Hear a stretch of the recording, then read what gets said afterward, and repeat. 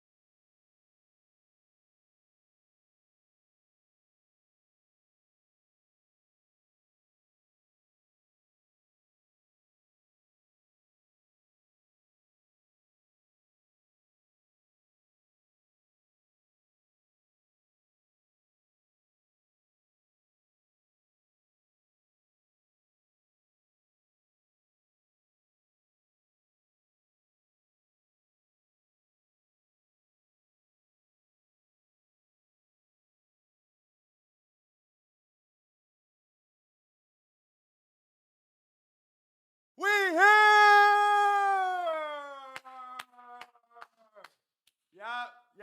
Yep. What if I got no more racks to spend on you? But what if I do? What if I do got those racks? And what if I don't spend them on you, baby? How y'all doing? How y'all feeling? How are you all living, baby? Welcome back to the stream. Welcome back to the stream. Welcome back to the stream.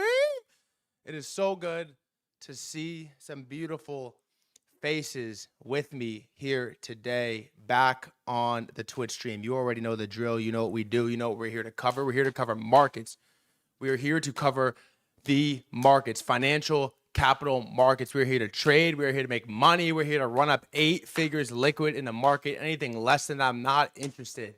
I'm not interested in anything less than that, man. It is so good to see your beautiful faces. Welcome back. How are you guys?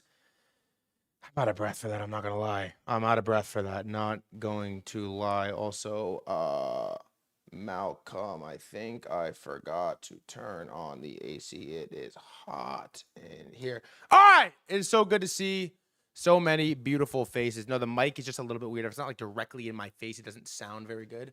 Also, I think we got to get a new mic because it like blocks my suit. Like this. Or this, it blocks my suit. It kind of fucks up the whole thing. But man, it's so good to see your face. We have a lot to talk about today. We got a little war escalation. Ansem's buying meme coins. SpaceX IPO is a couple days out. I lost money on board trades, part 2, which I should not have done. I did. Do I have echo? No, I don't. You're good. You're good. We have a lot to cover, a lot to get into, a lot to talk about. Yesterday, the Knicks lost. My sweet Knicks lost. You know what I realized? I was thinking about it because I went to this party, right? I went to this party and had a lot of fun at this party. But I'm pretty like antisocial. I'm not antisocial, but I have a low social battery. And it's brutal for me to go out after, like, I talk all day on the mic, and then they're like, you got to go, be social at a party and put on your best fit. And I'm like, I already have my best fit on, but my best face, that's tough. Best fit is easy. Best face is tough. And so at about halftime, I gotta go. And so I walk out and I walk down the street. I'm walking down the street, and there is watch parties happening in the street in New York City. And I'm talking like random bar, and then 2 streets blocked off, 1,000 people watching. And so I'm walking down the street, and you hear the noise, like you hear the sound from like half a mile away, because Malcolm was telling me there's a sick watch party, and I'm like, how do I find it? He looks at me, just follow the noise. I'm like, all right, bro, fuck. I walk outside, and you hear it from half a mile away. And I'm like, all right, fuck it, let's go. So I follow the noise, and I pull up, and bro, so when you're walking along the streets in New York for the Knicks game, there are a bunch of bars, and they put the big TV outside, and there's a bunch of spots that have like 100 people, 150 people. But this one mythical sound in the distance, it felt like the White Walkers. Like I could hear the Walking Dead, and I could hear them. Like I could hear the horde from far.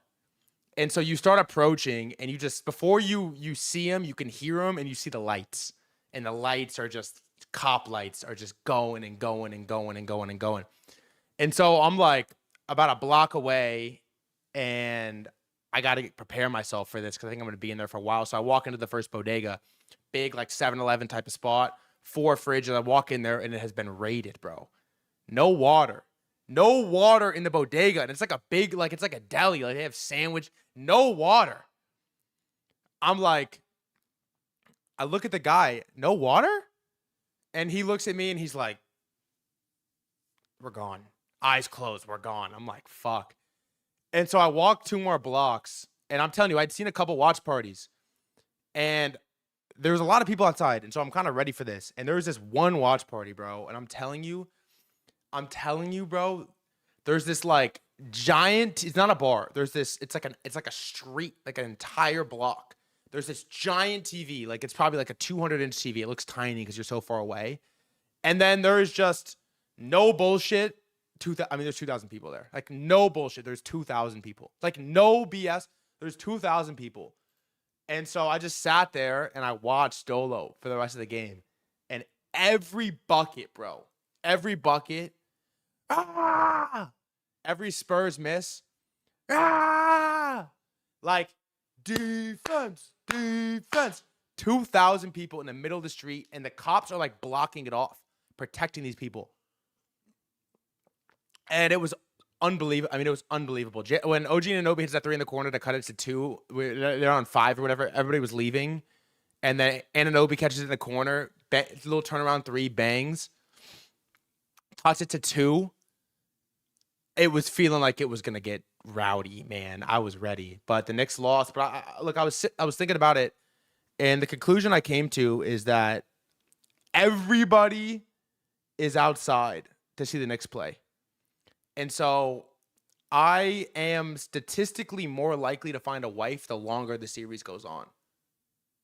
So send that shit to double overtime in 7 games. Okay? Send that shit to double OT in 7 games. And I got a chance out here. But, man, I'm just going to look. In my 3 months of living in New York, this is the best I've ever seen it.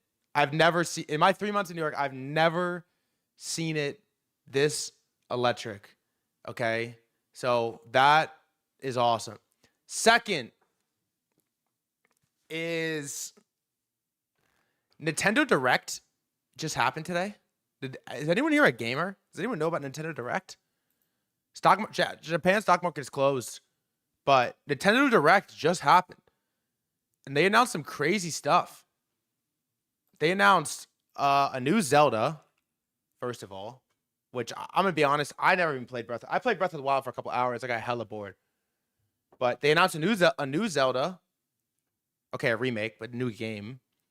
They announced Kingdom Hearts, which I've never played, but I know is sick. They announced, I don't know what this is. Minecraft, who cares? Splatoon Raiders, who cares? Dragon Quest, never played it, but I heard it's good. Don't know what this is. They announced Final Fantasy, never played it, but I've heard it's sick. They announced Star Fox. Never played it, but I play with them in Smash. But they also announced Nintendo Switch Sports Resort, bro. Which I feel like is box office, man. I mean, there's no way it could be the Wii again. But, oh, so, I know Splatoon, actually. This was a big game on the Switch one. Bro, they announced that the Sports Resort is insane. They announced Xenoblade. I've never played this, but I've heard it's good. They announced Big Walk. I don't know what this is. Devil May Cry, never heard of it. Liza P, never heard of it. Lods of the Fall, never heard of it. Jujutsu Kaisen. I know it's popular. I don't know anything about it. Donkey Kong, who cares? Deltarune, who cares? Fire Emblem, I know this is popular, but who cares? They announced a Pokopia DLC. Unfortunately, I haven't played this game once since the first weekend, but it was really good first weekend. They announced One Piece something, and then a bunch of stuff I've never heard of. Stellar Blade, never heard of it. Dragon's Dogma, never heard of it. Onimusha, never heard of it. Rhythm Heaven Groove, never heard of it.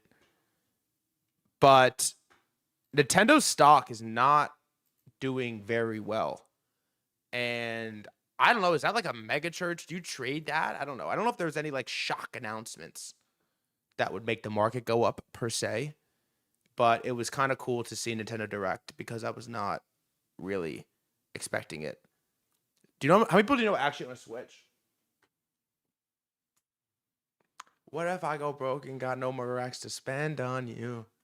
What if I go broke and gotta spend on you? I just bought the Switch so I could play. I bought the Switch so I could play Pokopia, and I played it for one weekend, and it was awesome. It was worth $500. I DoorDashed it. It was worth the $500, but for the weekend. But I'm pretty bored of the game from this stage forward. Okay, also, we'll talk about this later, but I was thinking about this today because I bought AMC and I bought StubHub, which I'll talk about in a little bit. And I really wanted to trade. I wanted to buy options. And I'm sitting here looking at the options flow, and wow, I know nothing about options. And I used to trade them when I was in high school. Didn't go very well. I know nothing about options at all. I don't understand that. Like, I understand how they work, but that's it. And I was thinking, like, do I put in the work right now to understand how options work? Or do I just wait a month and trade XYZ will have everything I could ever want on just perps? And I'm kind of thinking I should just tell Shoku, hey, like I should just tag Shoku on Twitter and say, you should really list AMC instead of buying AMC options. Is probably what I'm going to end up doing. I might never trade an option in my life is the way that things are going. I mean, it's like, man, you look at Hyperliquid UI and you see the leverage slider and you go plus 10x, minus 10x, or long 10x, short 10x. And you get used to that. And then you play around. You move brokerages and you go to Robinhood and you look at the options flow and you think to yourself, oh my God, this is horrific. This is like the scariest, most ugly, terrifying thing I've ever seen in my entire life. What's the bottleneck to listing all stocks as perps? I just think it's volume and liquidity. Because you get very weird moves if you list a bunch of shit that has no OI and no volume. You get these weird illiquid like rips both directions. And I think that is the bottleneck. Like I think if they just like spam every stock, there'll be no liquidity. But if they do it when on announcements and on rollouts and around liquidity events, then you sort of guarantee the success of options. Okay, or of the pair. All right, another thing on the intro topic. I thought this was crazy. There's this company called Flock. Let's see. Flock Safety. Does anyone know what this is? It's an American technology company that provides security hardware, software, and surveillance systems. Founded in 2017 and headquartered in Atlanta, Georgia. It supplies automatic license plate readers, video cameras, and real-time crime center platforms to law enforcement, neighborhood associations, and corporate clients. I've never heard of it, ever.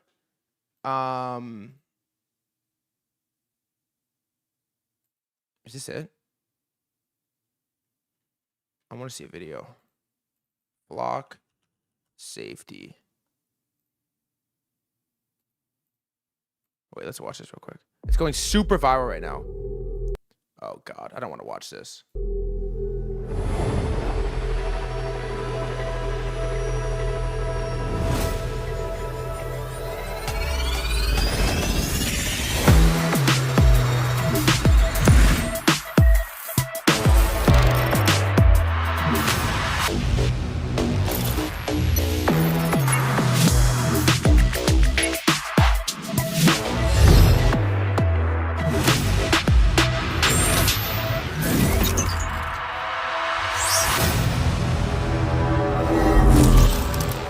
It's not exactly the video that I want, but I saw this video today of this guy went on Adam 22, and he said that crime in San Francisco is literally done because these flock cameras are too powerful. Does anyone live in San Francisco? And is crime is this real? Just crime in San Francisco, period. That shit over with, brother. Oh, my mama, nigga, they got drones and flockers and they're called. Look, soon as you slide past that motherfucker with some stolen plates, they're gonna issue a warning to every SFPD station in that area, if not the entire city, right? Oh. And they're gonna start dispatching to that area. And when they catch you, they're gonna catch you. And then they're gonna put the drone on you. They're not gonna follow you with no PD car from hella far. They don't gotta do that. No unmarked vehicles. They're gonna set a drone on you. Listen, they're gonna set a drone on you that's about a few thousand feet up, and it's just gonna trail you the whole time. And then when you hit a corner or something, they're gonna box your ass in. Like, so you're saying that, like, with all that license plate technology, that the classic move of like stealing a car and then spinning on your ops and then ditching the car, that just is not spinning on your ops what it used to be? Nah, you can't do that shit no more. Really? Nah, it's just crime in San Francisco. Crazy. I didn't even know this was a thing. I've never heard of this. I've actually never heard of this before. Flock cameras. There are a bunch of cities are removing them though. It's like Netflix for stalkers. Ooh. Hi, I'm Holly. Another question we hear a lot is, what exactly are flock license plate reader cameras capturing? The simplest way to think about it is this. They capture what anyone could already see standing on the street. Our LPR cameras are built to deflock.org.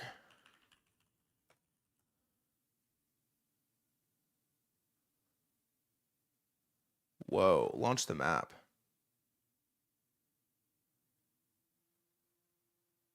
Whoa.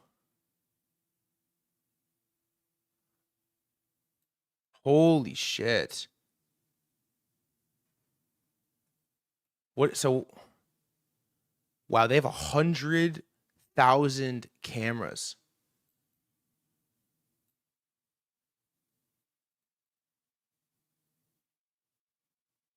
Wow, they're pinned down to the...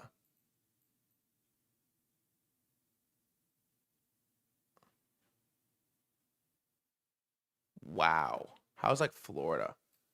Oh my God. What percentage of speeding tickets are flock cameras?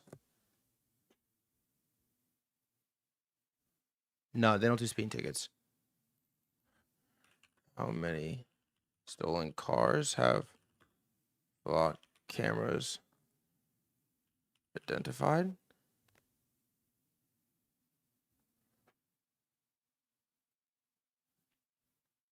Dude, Oakland, California generated over 620,000 hot list alerts for stolen license plate and vehicles in a single year. What? Oh, 620,000? What are you talking about? Welcome to Oakland, California. All I'm going to say, wow, dude, what?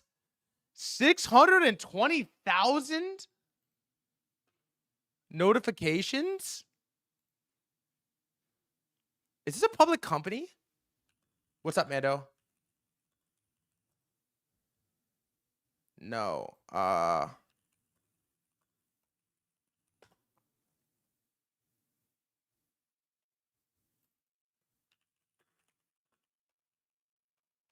Company raise. What they raise at? Welcome back, dude. Wow, they raised $275 million and $7.5 billion valuation. You know what I wonder with this camera technology is how do they determine territory? Like, you can't just find some land and build a house on it. The government or the state or somebody owns that land. Like, all land is owned. How do they think about surveilled air? Like, can you just set up a camera anywhere and just surveil? How does that, like, who owns the sky as it relates to drones? You could just fly a drone. How does that work? Like, who is allowing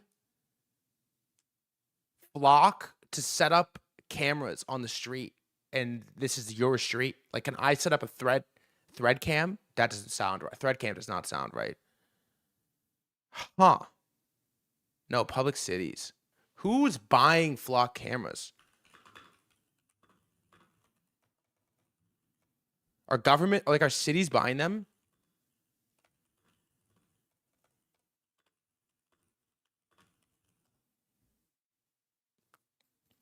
Wow, law enforcement agencies. Oh my God. What is the technology that allows Flock cameras to be so good?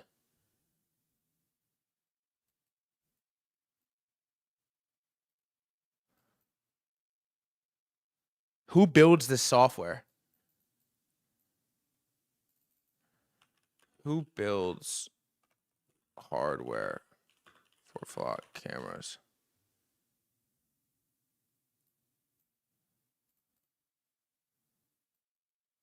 Electronics.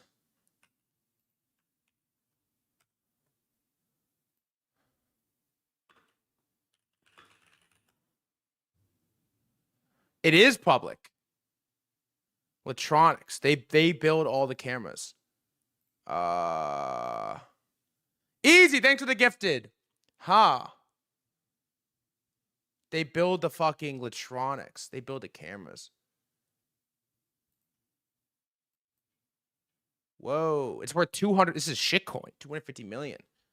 Who is Electronics' biggest customer? It's Gridspertice. What do they do? It's all drones. What is Gridspertice? Technology company that provides smart grid solutions and services to electricity distributions. How big of a oh, I forgot what it's called now. Flacco, what's it called? Flock cameras. Wait, hold on. Flock cameras contract.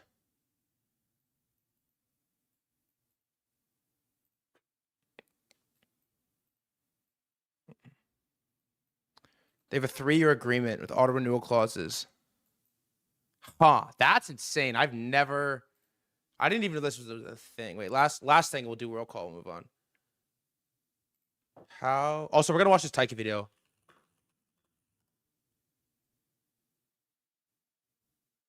One day Fred will come on my stream for markup. I would love to. It's just so fucking early. Wait, let's watch this real quick. Fox 31 and Channel 2 sat down exclusively with the chief of Aurora Police to talk about the new Flock technology making major headlines recently in the metro area. Yeah, all new here at 5 Fox 31's Nicole Fier live with the latest on how That's right here. The two go hand in hand. So that alert that you just heard was actually a flock alert. In the Real-Time Information Center, technician Dylan shows us what happens when a hit comes in on Flock technology that sends a picture of a license plate car and a map of the area it's seen in. It has an associated floating warrant. So I go on our traffic cameras to show the location. It's going to be that vehicle right there. And I just had another flock hit. They only alert to the hits where there's crime involved. They alert to a hit where somebody has taken your property and is now driving it around and most likely going to use it to victimize somebody else. And so it's not about a mass thing of surveillance on everybody. We'll watch a better video later, but all right!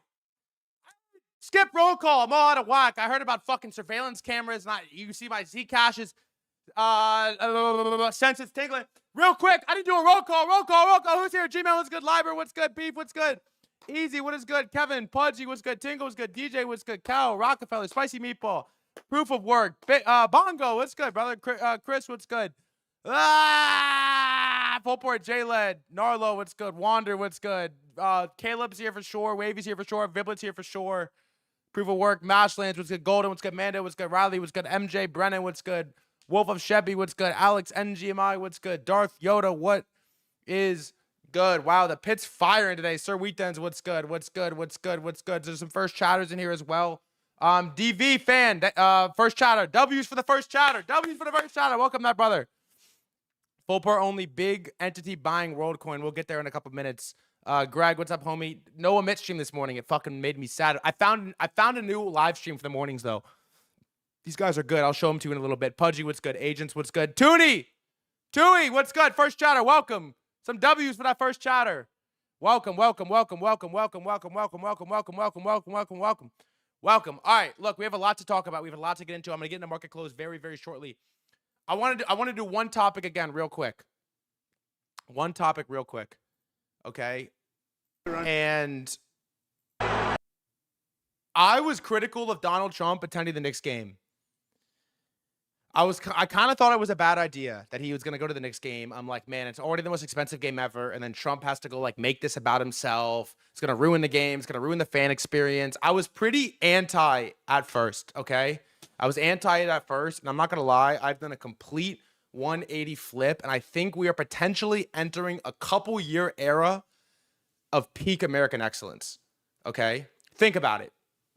Let's assume the 72-hour war goes well and the U.S. asserts dominance over the Middle East. Let's just like assume the best. U.S. asserts dominance over the Middle East. New York as a city is back and the sports teams are back. New York Knicks are back. LA sports teams are also back. LA's kind of been in a dumpster fire for a while. LA is also back.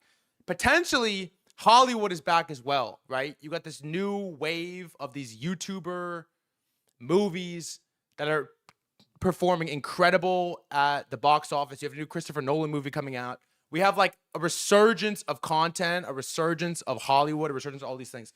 You also get the World Cup in the United States of America, which I'm not a huge soccer fan, football fan at all. I don't really watch it.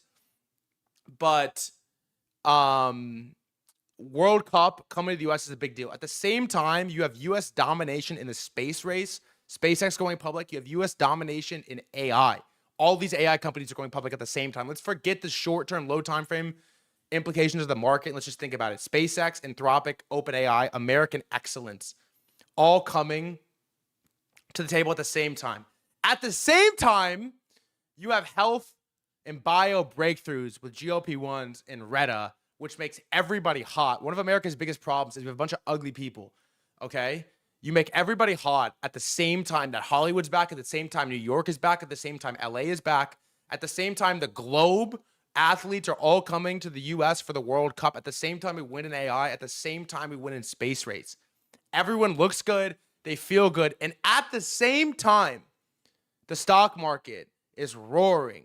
Even though it's down in the last couple days, the stock market is absolutely roaring, and anyone that has ever bet on America during the inception and during the combination of all of these factors coming together, if you held risk assets, if you ever bet on risk assets and you didn't become a panican, you are absolutely fucking paid right now. At the same time that Gensler is out, and while crypto is bad and not doing well on the speculative side, you have admin approval, the green light, the stamp, and the most pro-technological innovation admin that has ever come through the United States of America, all at the same time, okay? And so there is a chance that we have, starting now, maybe starting 3 months ago, Basically, starting from Citrini's superficial artificial intelligence 2028 crisis, you basically have 2 years potentially of the golden era of the United States of America. And I think it starts right now. I think we're in it right now. I'm not going to lie. All these things are coming together.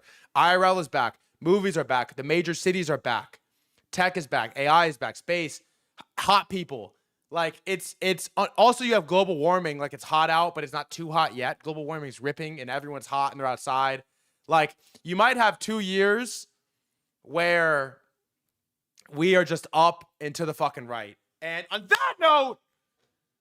that fucking note, there was one thing that I care about in this world, chat, more than anything, more than my health, more than my relationships, more than my friendships, more than my job, more than my career, more than everything in between. And that is monitoring the situation and speculating on markets. Elio Trades, thank you for the 20 gifted. Shout out Elio Trades. We watch your clips all the time. I fucking love you.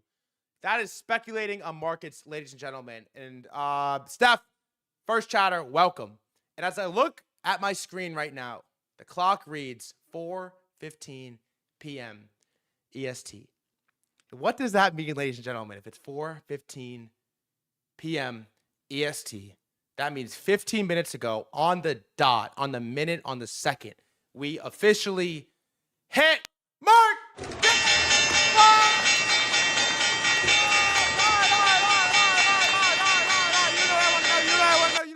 What are you buying? What are you selling? What are you making money on? What are you losing money on? What have you entered? What have you exit? What did you make money on? What did you lose money on? What are you looking to enter? What are you looking to exit? What do you like? What do you hate? What ticker physiognomy are you just interested in? What do you want me to read out? What do you want me to shout out? Call your shots now. I remember what you guys are in. I remember. I do not forget. Claim your clout later or claim your shame later. But either way, it's only fun if you play. Short Zcash. Oil. I did that too. I was bored. I shorted Zcash. I lost money. It was ridiculous. All right, what do you got, baby? What's long Nasdaq always hidden down on crypto? What is this market? Yeah, welcome. It's been only for 3 years. Micron. What else? Minus 9K. I'm maxing. We're still trading on chain. Long Bitcoin. Long XYZ. What is XYZ? Long Monero. SpaceX. Zcash long. Long Intel. Amazon puts. Long MSOS. Long Crocs. Really, Crocs? Lighter breakout. Long Hood. Short MSTR to 0, baby. Straight lick. Proof on FOMO. Nebius, nice. That's on Hyperliquid or just on normal? Long Jupiter 20x leverage. Why? Solana long. 50x on Joshua. What is that? I've been seeing people post that all day. Yes, on HL. Fable. Long World. Super app. I have we'll talk about it. Fuck it. What else you got? What else you got? What else you got? The Jupiter 20x leverage guy, I'm relatively worried about you. What's going on there? Long I1Q. First chatter. Long Bitcoin, long XMR. I like you. They're saying Ansem is back. I've also heard that Ansem is, in fact, back. Short MSTR. Short every semiconductor ETF. That is a scary play. That is a scary play. Short Sailor. Long Backpack. Like the crypto exchange. Long Marvell. I closed the Marvell long for a loss. I gave back a lot of my Jensen gains. I was a little bit upset about it. But what the fuck is WorldCoin? WorldCoin is a Sam Altman coin. OpenAI coin that is like proof of humanity. They had this whole thing where they'd pay you $50 to scan your retina and you get some sort of WorldCoin verification that you're real and that you're a human. And they have paid no attention to it, but it is launched by, I don't know officially who launched it, but it's a Sam Altman coin. Proof of liquidity. What else you got? Gigalong Bot. That has traded very well. Also, Elio Trades. I don't know if he's still here, but he did an interview with Andrew Kang that I listened to prepare for my Andrew Kang interview, and it's up a lot since then. Long oil, man, you're long oil and short semis. That is a scary ass fucking pair trade. If you don't mind me calling that out. You know what's funny is like I shit on the WorldCoin guys, but I went to the airport a couple of days ago. I had to go home see my family for graduation, and I paid for Clear and let them scan my retinas to save like 60 seconds in the line. Like it wasn't even 60 seconds. I saved like 35 seconds at TSA and I paid $300 and they scanned my eyeballs for it. And I said, thank you. Thank you. Thank you, sir. Okay. Thank you, sir. So anyways, let's take a look. Let's get into it. If there's anything you want me to shout out, If there's anything you would like me to read along the way, let me know. You know what we do. You know what the drill is. And we are going to start here. It was a bizarre day in the stock market. We do have CPI tomorrow, but I don't pay attention to macro schmacro. And the SPX comes in at 7,386 and 66 cents, down 0.26 on the day. At one point, this thing was as low as 72.33. I think it was down like over 2%. We got good war news. We got bad war news. We have everything in between. I don't even really know where we stand. We had a helicopter shot down, but nobody killed. Apache helicopter was shot down by Iran. Nobody killed. It felt like an escalation. And I don't exactly know what the headlines were that made the market go back up, but it was a little bit of a scary day, I think. But if you followed the number one rule of the stream, what's my real name? I know it was Michael, but we go by Thread on the stream. If you followed my number one rule, what is it? What is it? What is it? What is it? It wasn't too scary, but the markets do feel a little bit right now. I cannot lie. The Kospi was up 8%. It's printing a bizarre chart. The NASDAQ 100, not great. That was down 1 full percent. Some of these bigger names are not super strong right now. Q's down 1.14. The SOX semi ETF, that's down 1.6. The IGV is down 2.8. And the IBB, which is the new ad on our indices, iShares Biotechnology ETF, has a lot of the bio stuff, which I think is interesting, is up 1.5 and is the best gainer on this list outside of Korea. But to be fair, Korea recovered some severe gains. I mean, look at this Korea chart. Is anyone long anything Korea right now? SK Hynix, Samsung. It's a wild time to be trading this thing right now. I mean, look at this, just whipsaw back and forth, back and forth, back and forth. I saw this tweet that was like, it was Tolks, who's a friend of the stream. He's been on once. We'll bring him on again at some point. And he was basically saying that everybody buying software and then buying bio is the equivalent to people getting bored of crypto majors and buying like Litecoin and Filecoin and all the Dino coins, and it ends in death every single time. And he tweeted, "This is not going to end well." And then very shortly after, we sort of got a nuke across the board. I don't know if it that applies to the stock market, but it was definitely interesting to see, to say the least.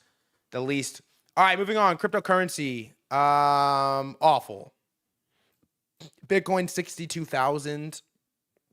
We're gonna actually spend a little bit of time on Michael Saylor today, but this thing looks I mean, this is making new. It's coming. We're coming for new lows. Increasing volume in these red candles. I don't really know what you mark out as a buy level on this. I sold some Bitcoin today, some spot Bitcoin to put into a Robinhood account, and so may that from the crypto gods mark the bottom. May it mark the bottom. It'd be nice if you could mark out a bottom here in the low 50s. Maybe a lot of people say 40. I think like 50 is a pretty reasonable one. This wick in here seems like a decent flush everybody out, get some Sailor sells and be done. But I don't think this is a bottom, to say the least. You see Keyboard Monkey tweet. I'm not a huge fan of reading Keyboard Monkey tweets, although I'm a big fan of the guy. 50K Bitcoin by next week, 40K in 3 weeks. These bounces show how little demand there is for crypto. It's just Sailor and Tom Lee. I don't think that he's wrong. These lines are pretty pointless. The only line I think matters here is the 97. You flip 97 and we're back. But at this stage, we got a long ways to go until then. I think you get to, I don't know, man. I think 50s, you're ready to fucking really start buying. But at this point, I don't know. I just realized threadguy was a reference to a Suke and not his Twitter game. At this point, uninteresting. Not going to spend that much time on it. You know what it is. Second is Hyperliquid, which kind of put it in a nasty candle as well. This is the weekly. It doesn't look great. Here's the 4 hour on hype, and you're getting this ugly little like head and shoulders pattern. But I think if you believe in Hyperliquid, there's not that much to add to the thesis here. The thesis is the thesis. And I mean, it's the only crypto token that is remotely interesting to me, especially with Mythos, Fable, the lower version of Mythos just released. And you know, every person's first message to Fable is going to be figure out how to exploit this crypto protocol, which is terrifying.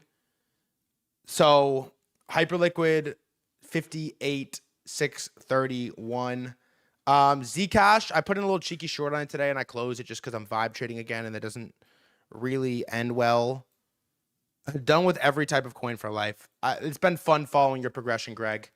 Showed up from stocks, found Hyperliquid, got obsessed, bought a lot of Hyperliquid, started buying other stuff.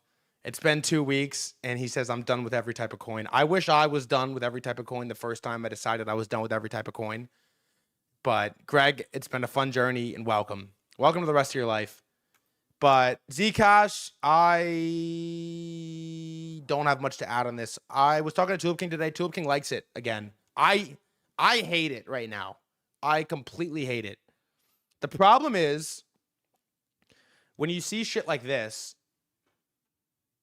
flock cameras, and you see criminals, prolific criminals, self-proclaimed prolific criminals going in Adam 22, no jumper, talking about they can't even commit crimes anymore because the surveillance is so bad, you think to yourself, oh my God, we are going to need private money.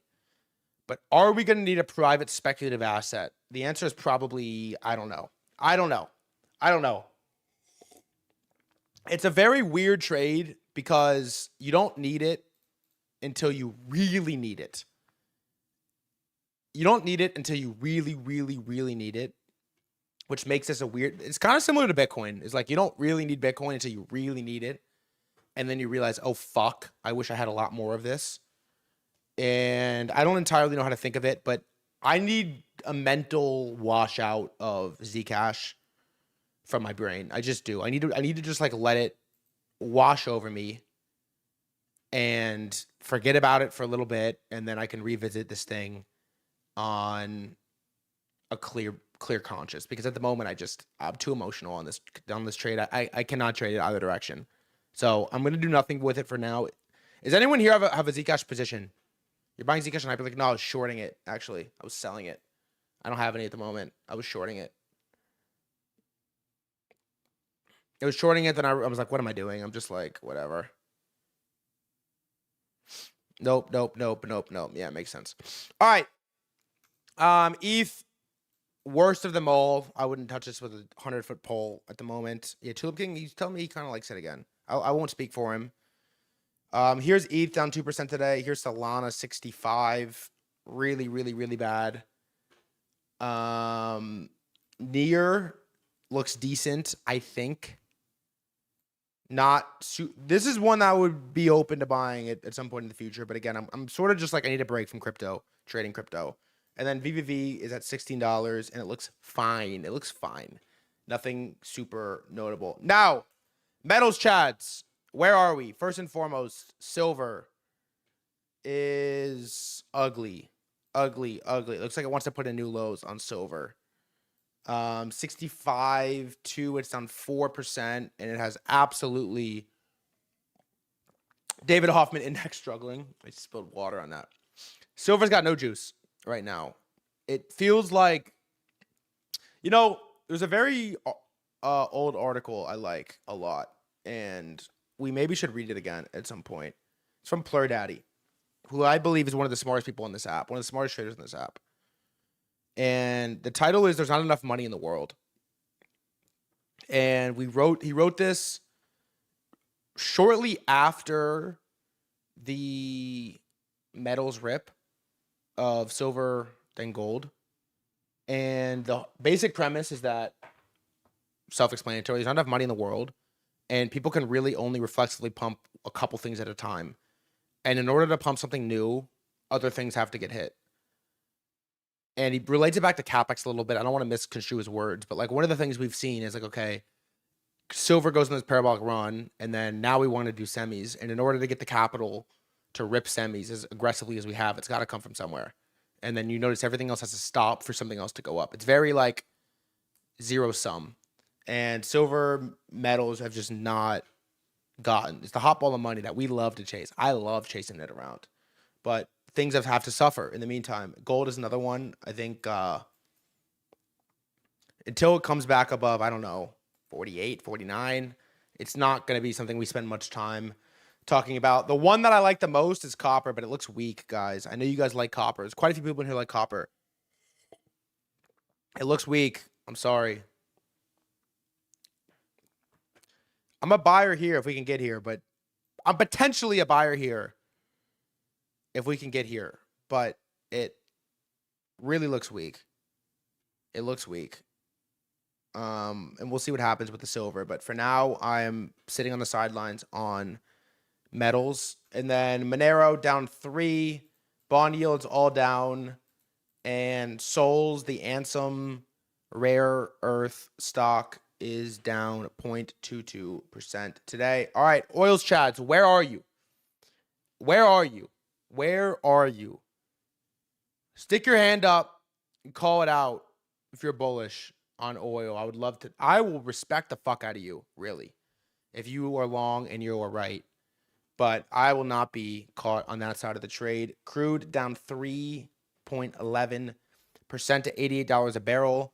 Brent down 2.26%. We haven't spent that much time talking about oil recently.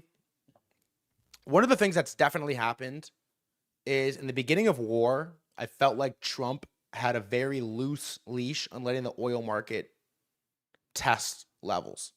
And he was down to let the thing go, candle and pump, add $10, add 5%. Like, he was loose to pull the leash on oil. Recently, no slack at all. Like, zero slack on the oil market. The second it goes, he's speaking. The second it goes, he's tweeting, and hasn't allowed it to do anything. And so you're sort of started to get these little like curls here where it's just kind of like coiling a little bit, coiling. He's really not letting it go at all. Before, you were sort of getting these big moves both directions. Now it's just tighter patterns. And I don't know if that means it's more susceptible. I mean, I would imagine, right? The 72-hour war has officially crossed 100 days and some change. And so it's probably more susceptible to go if they let it go. And I don't know, just an observation, mainly gut feel, no real math, that he has a tight leash on the oil market right now. And I don't know. It is worth calling out. I will not be longing this anytime. I am still convinced there will be a trade on oil. I'm convinced that there will be one, and it will be a big one. And that will be the only one worth trading. And I'm probably going to miss it because I am so gun shy on this asset class. But the longer we go on, the more that we coil, the more likely it is that you get it at some point. And so it's going to be on the watch list until further notice. And that is oil. All right, defense. Palantir is down with the rest of software. I mean, it's basically at the Trump level. Trump tweeted ticker PLTR at 128.03. And it's currently at 132.07. It is relatively close. Here's the article I got you, Plur Daddy. Worth reading. Maybe we could read it on stream. But Palantir is getting fucking crushed. I tried to take a stab at this at one point, and I got bored and was not interested. Down 3% today. It's basically at that level. Key level. And then the rest of the defense is up, but they don't look great. No interest in trading these charts. I don't really know how to defense trades. Lockheed, Raytheon, Northrop Grumman, all up about 2% respectively. All right. Here's where it gets interesting. Semis, mags, big tech, space, a little bit of SaaS. I cleaned up the list a little bit today. Actually, I didn't clean it up. I added a new one. I've cleaned it up a little bit. A lot of red, not a lot of green today. Tell me what you're in if you want me to read anything out on this list. But first and foremost, the leader is SPCE. They do the space tours, up 11%. Second on my list is Bloom Energy. That's up 2.3%. Third on my list is ASML. I made a new all-time high today. That's up 2%. Google is also green. SanDisk is barely green. On the red side, it's pretty ugly. And the space retrace, I want to talk about this, is very interesting. Okay, so first and foremost, the biggest loser, Redwire, that's on 15.5%.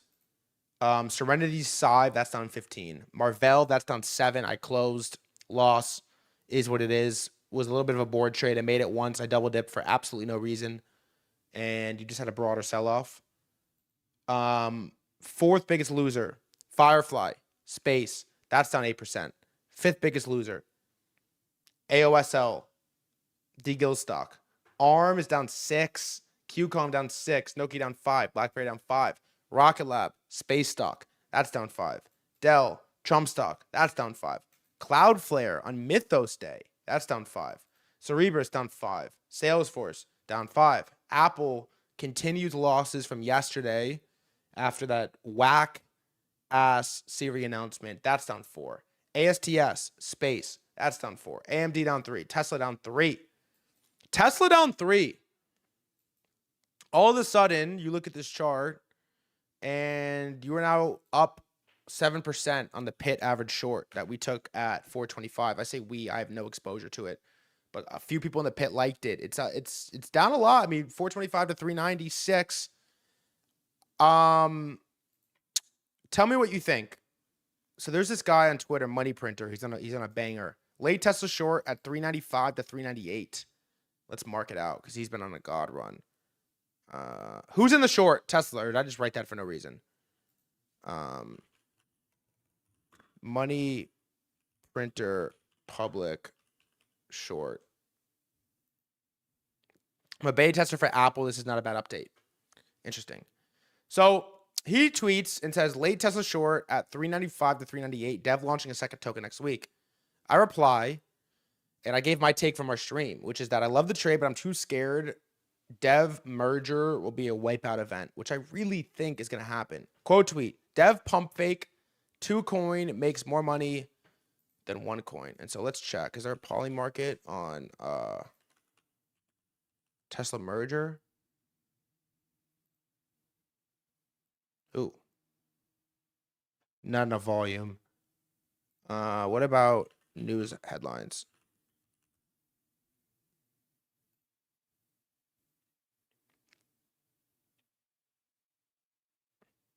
Prediction. SpaceX won't merge with Tesla. Is going to buy this NVIDIA-backed AI company that I have exposure to instead. No real updates on the merger. I don't know. I don't really know how to think about this. Like, Dev makes more money with 2 coins than 1.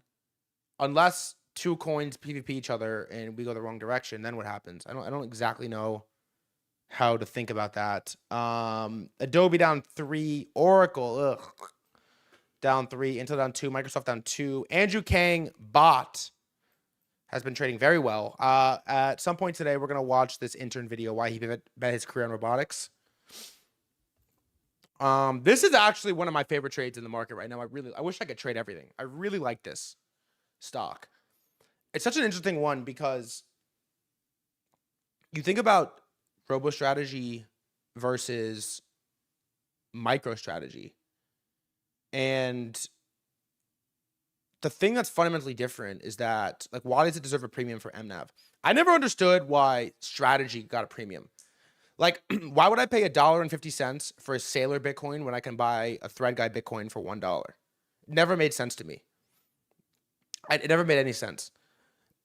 And then when you think of the bot one, it's like, okay, why would you pay $1.50 for Kang robotics exposure when you could pay $1 for, threadguy robotics exposure?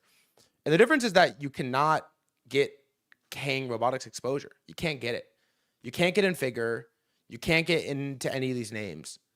And it actually creates a place in the world for this vehicle to exist. Like, it actually makes sense why this vehicle would exist. The Bitcoin thing makes no sense because you could buy it on your own with your own capital. You could buy the ETF. You could buy it on any brokerage. You could buy it anywhere. And so the RoboStrategy one is a little bit more interesting to me, where it's like, okay, if you're long robotics, how do you get exposure? It's tough. You could buy Tesla, but you're not getting direct access to Tesla humanoids. By buying Tesla, you're getting Tesla at 400, forward PE. And so this setup is significantly more interesting to me from an intellectual standpoint than MicroStrategy.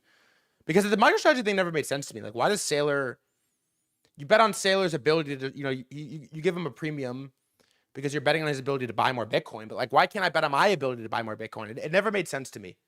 And so we're going to keep a very, very close eye on this. Bot is up 46% from Kang's Twitter announcement that he's the CEO. It's interesting.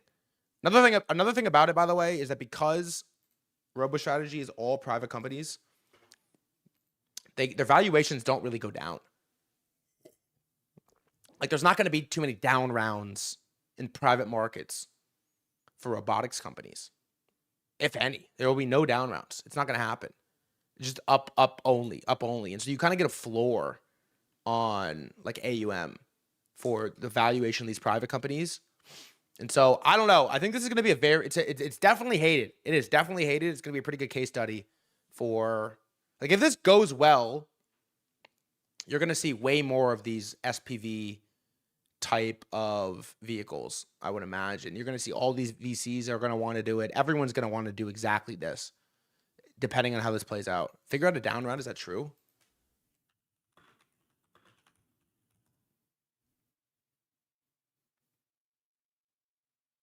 No, it's inaccurate. The 2024, they raised a Series B, 675 mil at 2 bill.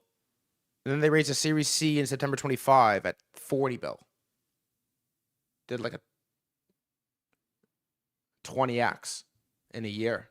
It doesn't seem that they raised a down round. But send me a link if you have it. Anyways, Micron down 2, IBM, NVIDIA basically flat. And that is where we land on some of the big tech stuff. So here's a thought for you. We have SpaceX in a couple days. And I had said on the stream a couple weeks ago that everyone is predicting SpaceX is going to be the top. Everyone and their mom thinks SpaceX is going to be the top of markets. We'll be done for the summer, come back in 6 months or whatever. And I had this take, which was like, okay, if everybody thinks it's going to be the top and stocks are going to get crushed, wouldn't you be selling right now? Theoretically, wouldn't you be selling right now? And if so, why isn't anybody selling? Nobody was selling. We were at ATH after ATH after ATH. And so I gave the take, which was, what if we just go up? What if we just go up? And the last couple of days, we've had a lot of red. A lot of red the last couple of days. And it's hard to pinpoint exactly why there's the red. Is it war related? Is it just PA related? You had Friday crush, and you had the last couple of days, and you had a pretty big wipeout the last couple of days. A lot of stuff is down a decent amount, seriously. Even for crypto standards, stuff is down a decent amount. And so I don't know exactly what to look at as the best proxy, but I kind of think the space names are a reasonable thought. Like, I was on a morning call today preparing for stream at like 10:30. And I was like, guys, ASTS, Firefly, all the space names are up. Rocket Lab. I feel like that is good for SpaceX. And then a couple hours pass, we get on the next call, and the opposite has happened. The space names are red. And it kind of makes me think the opposite conclusion, which is like, I don't know, if they all sell off significantly leading to the IPO, are people selling to buy SpaceX, which means it will go up? Are people selling so they can also sell SpaceX? I don't entirely know how to think about it, but Fly is red. ASTS is red. Rocket Lab is very red and kind of looks topped. It's like we're tracing the SpaceX IPO announcement pump. And Redwire is also red. AMPG is my space proxy. It's a market cap 170 mil, dude. 170 mil. I can't use that as the best. What's the other one that you said? HXL.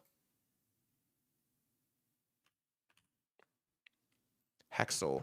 This looks good. 7 bill. That was up 4% today.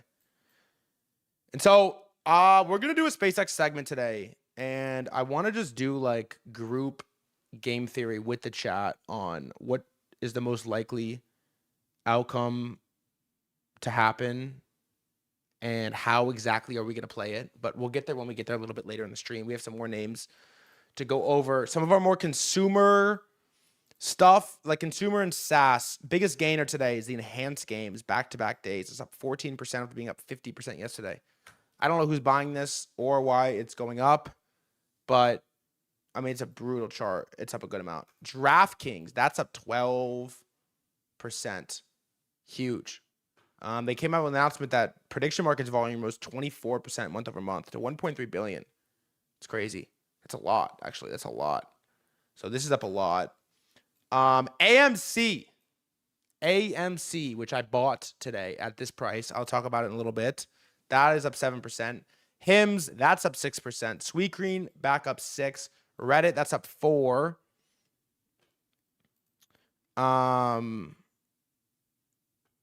Nike up 3%. Lululemon up 3%. DoorDash up 2%. Ferrari up 1.7%. Nebius up 1%. Ren, that's the biggest loser, down 8%. MicroStrategy, second biggest loser, also down 8%. Rivian down 6%. ServiceNow down 6%. Coinbase down 5%. Figma, worst stock of all time, down 3%. The Block 2%. Robinhood 1.5%. IBK down 1%. Shopify, that is down 0.3%. We should add Airbnb to this. Why not? I thought about Airbnb long as a cheeky World Cup trade, but I decided on StubHub instead as my World Cup trade, which we will talk about very shortly here. Enhanced games. Let's see. No, I think there was just like a sell side price upgrade, is from what I understand, for enhanced games. All right, altcoins. Lighter, sick bounce on Lighter. That's up 14%. Chip, that's up 11%. Galaxy up 7%. Monet up 3%. Jito up 2.5%.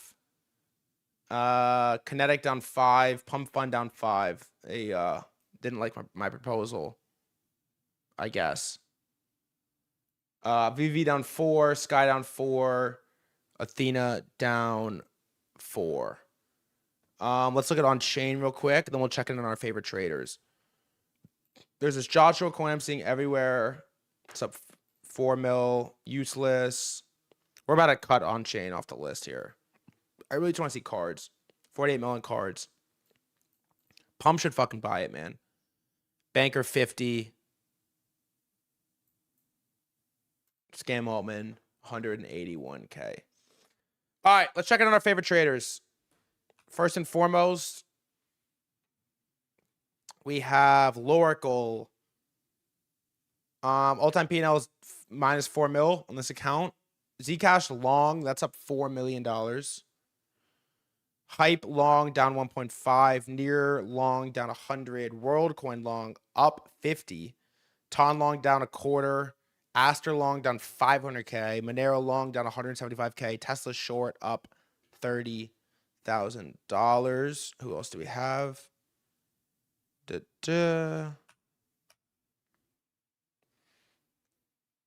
Garrett Bullish is long Zcash down 400K, and his Bitcoin long continues to get crushed. It's down $17 million on the Garrett Bullish Bitcoin long. And then last but not least, a new one on our daily scroll is Mr. Oh, this is Cooker. No, where's Jez? I want Jez. What's that Jez wallet?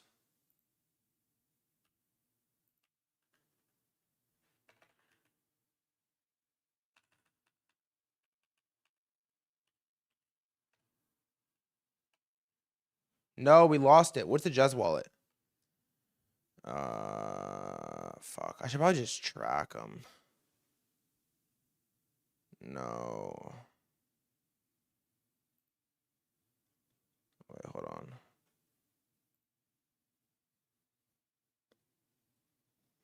DNAP, you have it?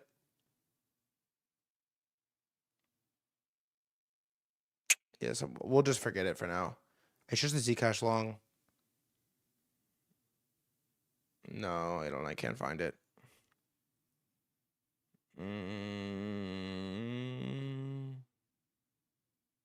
Wow, I didn't know MK is up this much. Oh my god. You have 2 million light long, 1 million Ave short.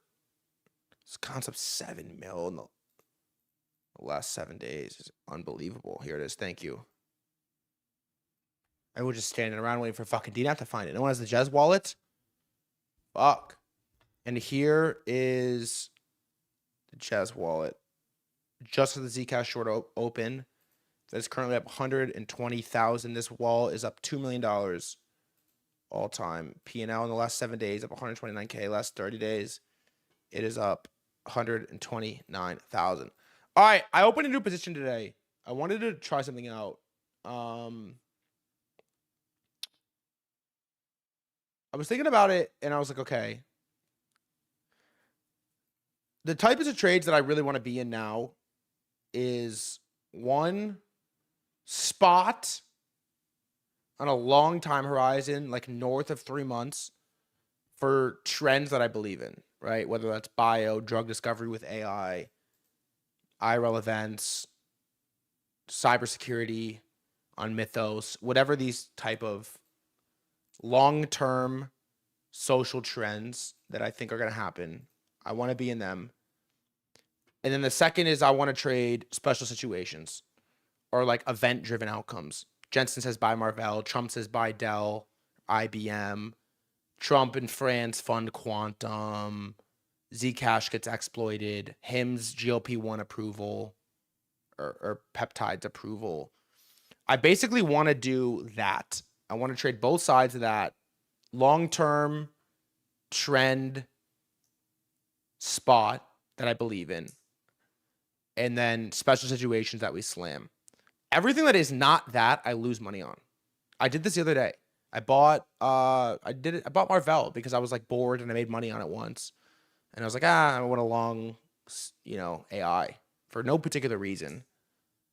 I had no thesis. I don't even know what it does. I was joking. I don't know what it does. And the market says, fuck you. You retard. You want to play like this? Fuck you.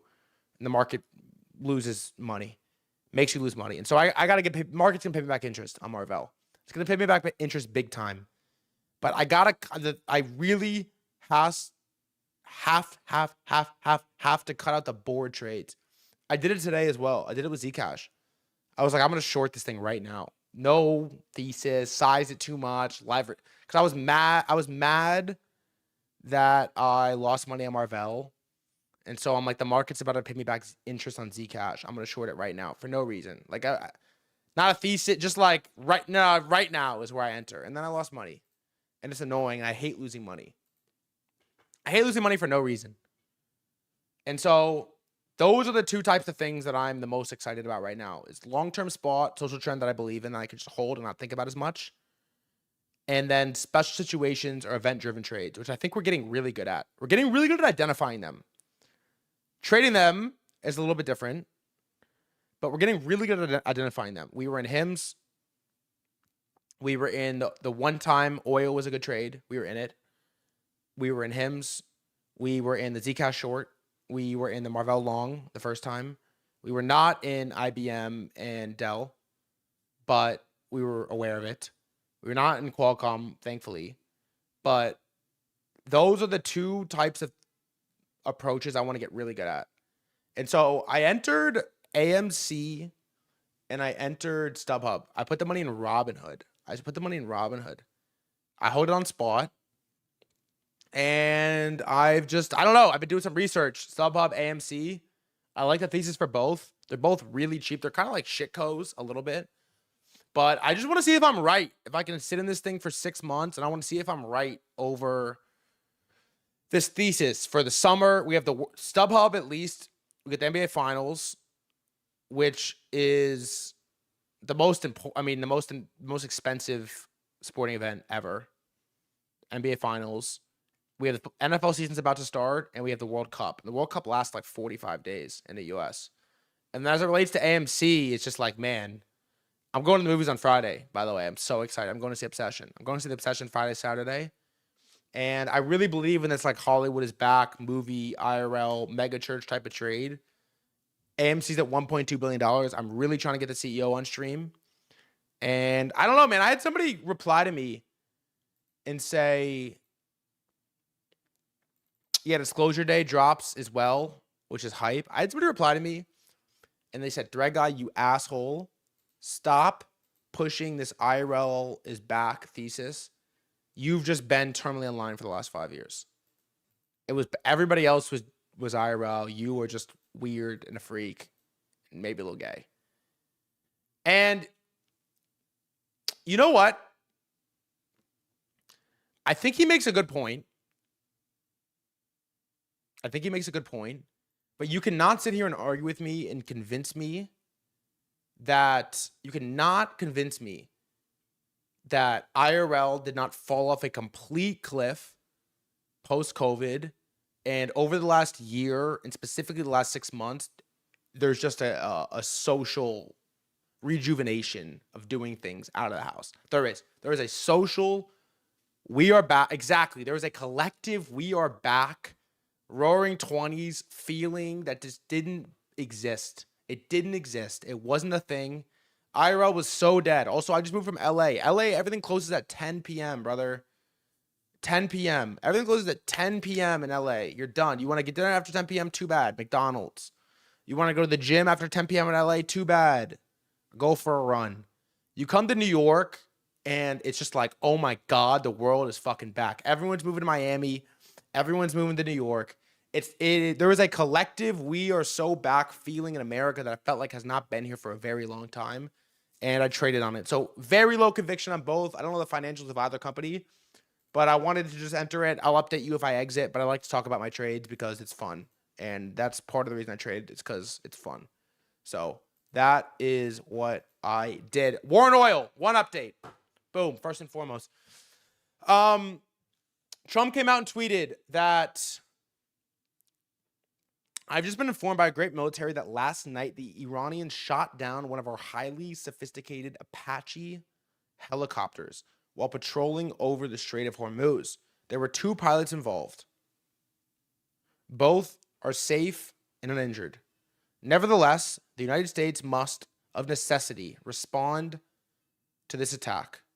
Thank you for your attention to this matter, President Donald J. Trump. First of all, prayers. Really good to hear that both are safe and uninjured is crazy. But second note is we got to figure out what the impacts are of the market. And it seems to be very, very minor. There was this oil, I think it was right, this tweet came out right here. If I'm not mistaken. This tweet came out on this green candle right here. And I think, first of all, what is an Apache helicopter? How good are these helicopters?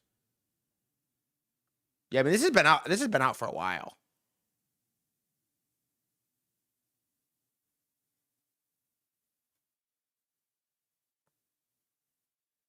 It's a 7 kill streak in COD 4.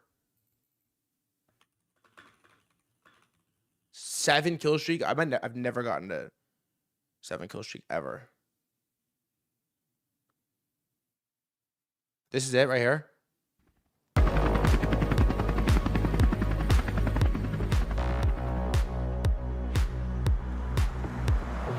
Targets, even if the nose of the helicopter is not pointing at them. Structure that sits on the nose of the aircraft. You can think of it as the eyes of the Apache, and it contains the FLIR or forward-look eye using the full loadout of the Apache's weapons.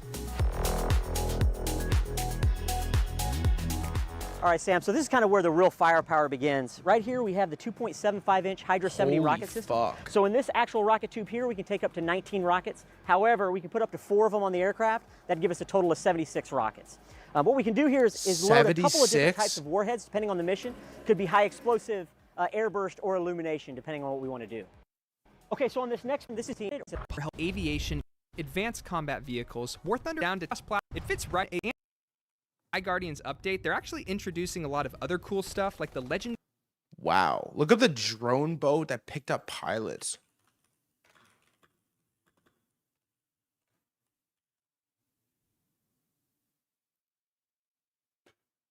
The U.S. military confirms 2 pilots. New questions. Ever drone task force, an unmanned vehicle picking them up and bringing them back to land. An unmanned vehicle. According to a U.S. official, the drone had a speedboat-like design. U.S. CENTCOM saying the helicopter was patrolling regional water. It's a mechanical situation. On an smoke pouring safety deal with. Holy fuck. Who makes the boats?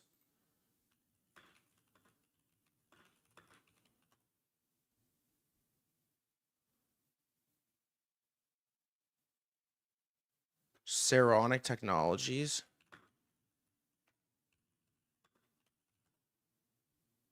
Damn. Does not have a public stock. Sail drone.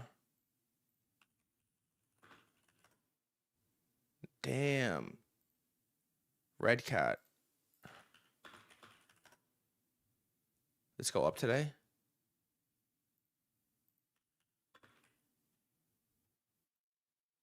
No. No. Mark Andreessen tagged the person that made the boat.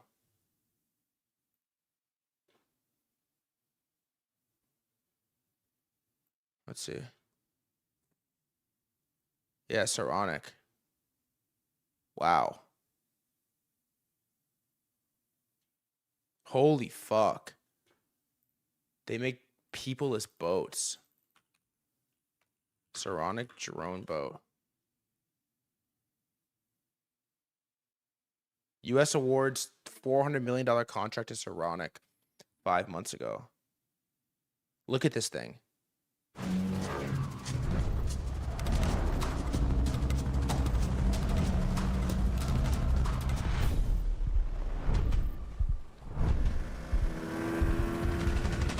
There's nobody in this boat.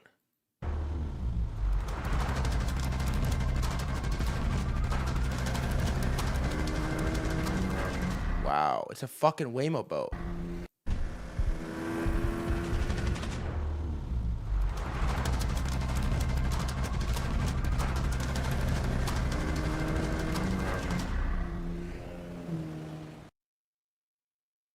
Wow, can I send an Instagram link? Yeah, you can.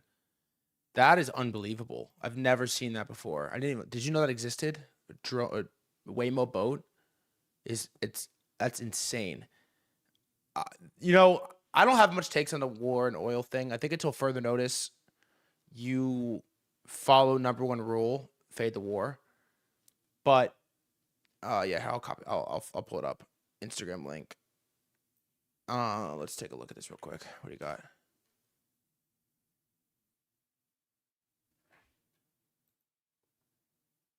What is this? Drones. We're selling drone factories. This is the Sensa Fusion Tactical Drone Factory. It's a drone factory built inside a standard sea container.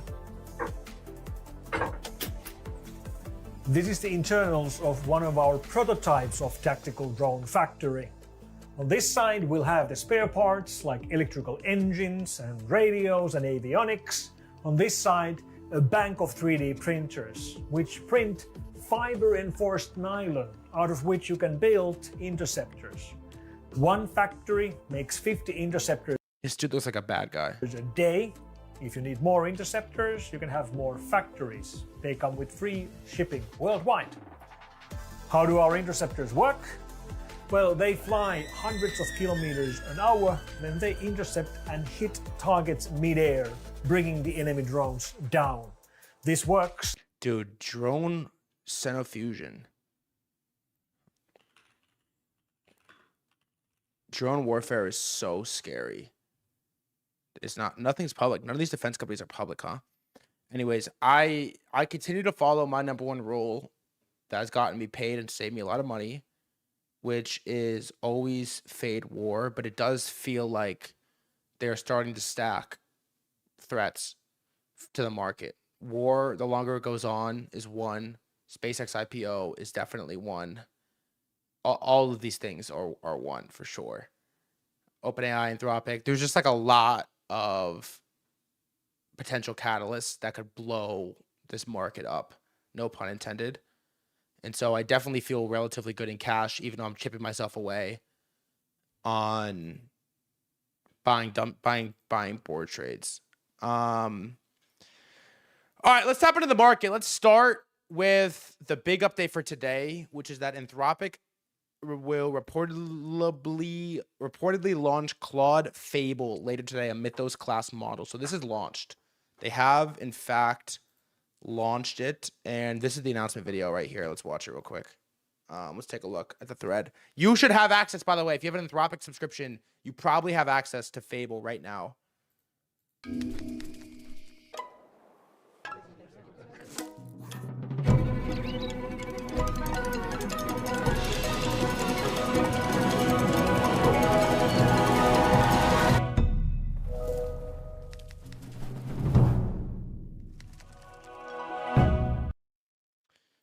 That's the video.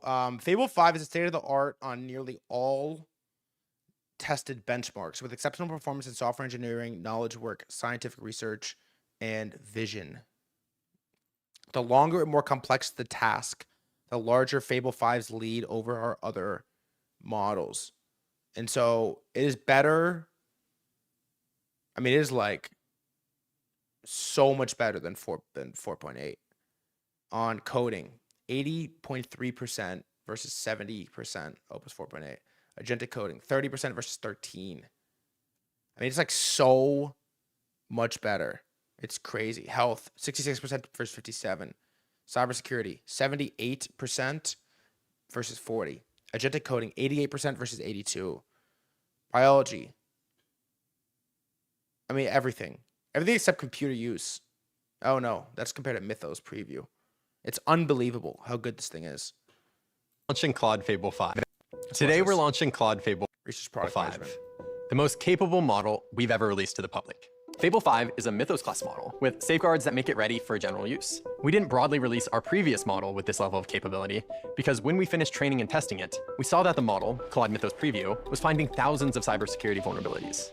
A model that can find flaws like that can also be used to exploit them. So instead of releasing it, we handed it to the people who protect the world's critical software and put it to work fixing the holes before someone could break through them. It was the right call for the hate looking at Anthropic employees, just hilarious moment, but it was never the goal. We believe powerful AI should be safe and accessible. That's why we went to work on Claude Fable 5. Every Claude model has safeguards to keep it from doing harm. Fable needed more so it can't do crypto stuff, it can't do personal health stuff. What else can it do? cautious ones than anything we'd built before. Our safety systems for Fable 5 automatically review requests that touch on high-risk areas like cybersecurity or biology. I mean, it's not particularly helpful, by the way, because China will just distill it and then open source it, and you'll be able to have China Fable in a month, 2 months. It's not super helpful. Those requests are then redirected to Opus 4.8. We do that intentionally so people can continue to benefit from the capabilities of a powerful model like Fable without the cyber and biology risks that come with it. The safeguards are broad today, but we'll keep refining them so that they're better at allowing safe requests. We built Claude Fable 5 for your most ambitious work. It can stay with a problem far longer. It's not like they ban open source shit. I mean, who could ban it? That's why everyone's going to want to just run local open source, and you're off the cloud. Nobody can stop you. Than any model before it. It's highly autonomous and can operate for days without intervention. And it's not just coding. It can take on projects in finance, research, economics, law, complicated tasks that used to need constant supervision. So point it at something that matters. What's the problem we'll look back on and wonder why it took so long to solve? We know what Claude Fable 5 can do. The interesting part is what you'll do with it. That was a sick outro video. Has anyone? I haven't gotten a chance to use it. Has anyone gotten to use it? It can't do crypto work. From what I understand, it's extremely expensive, from what I understand, but it's really fucking good. Let's see. What do we got? I'm using it right now. Give me some comms. Let's scan. We're launching Fable 5. Its capabilities exceed those of any model we've ever made generally available. State of art, comes with risks. I think he said he spent 10 bans on credits for Fable. What? So I turned safeguards on.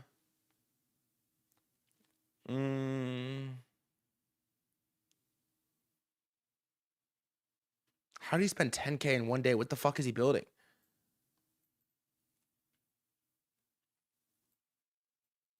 Can work autonomously for longer than any previous Claude models. Below we discussed how those skills apply to software engineering and cover the model's improved capabilities and knowledge work. 1K. So it beat Fire Red, which is this is like a thing that it's been unable to do for some reason. It can't beat a fucking Pokemon game. Let's see real quick. Oh, this is fried.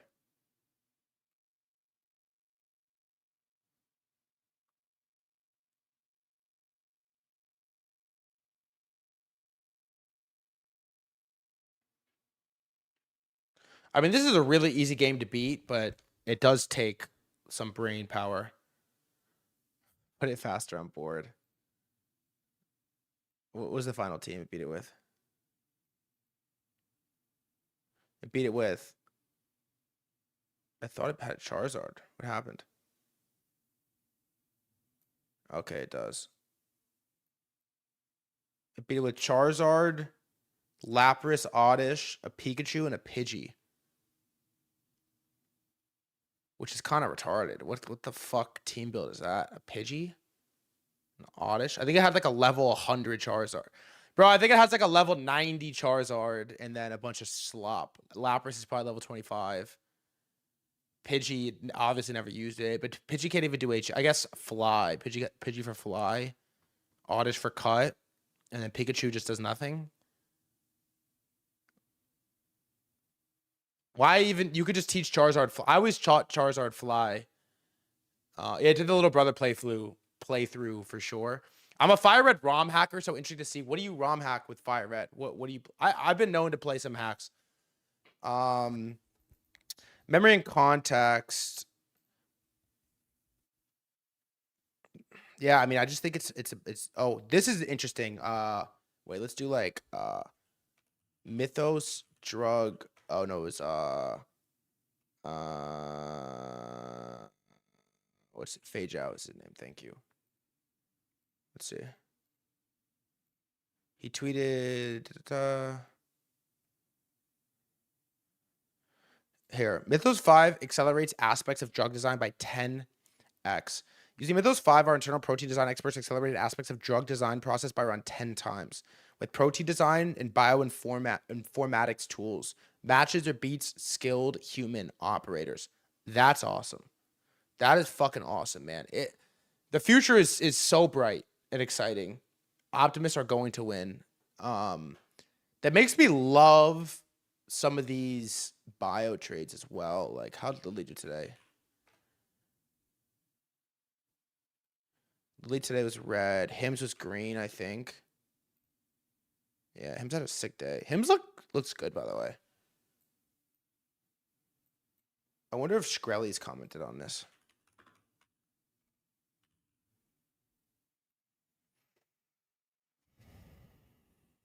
No.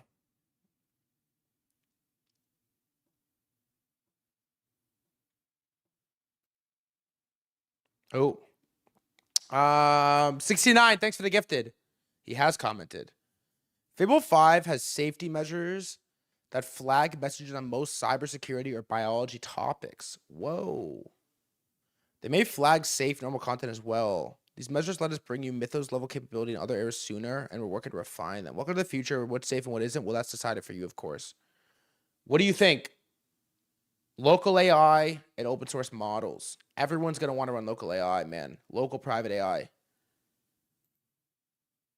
Let's read this and we'll move on. There's a guy, Ethan Malik. He's a good follow.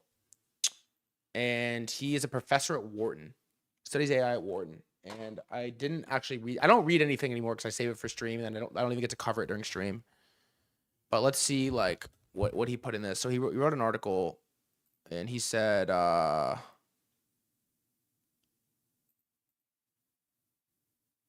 Whoa. Create a visually interesting shader that can run Twiggle.app. Make an infinite city of neo-Gothic towers partially drowned in stormy ocean with large waves. Whoa.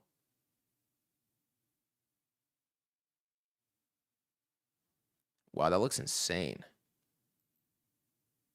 Holy fuck, that looks insane. Okay, but here's what he posted. So let me see if I can even skim this. We might not, it might just be too much, and we'll just move on to the market. But what it feels like to work with Mythos.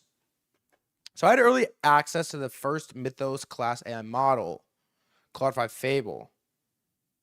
I tested on everything except software security. My conclusion is that it represents a very real leap over every model I've ever used before, and maybe more important, suggests our relationship with AI is changing in drastic ways. It outperformed every public model I've ever used by a considerable margin. It was capable across many problems and produced some startling results.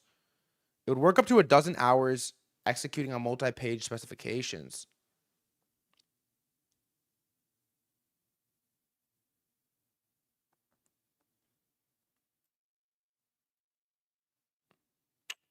Let's see.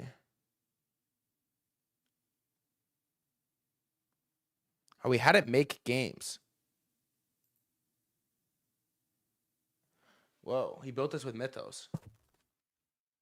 Let's see. Oh, fuck. I don't want to learn how to play a game right now. Select up to 5 coins and toss.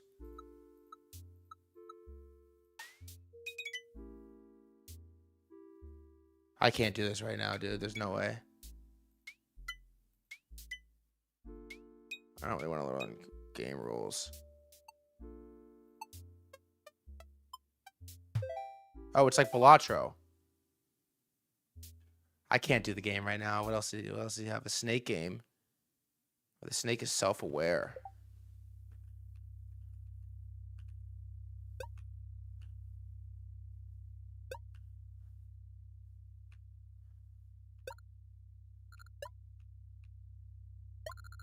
It's like Opus could do this shit to me.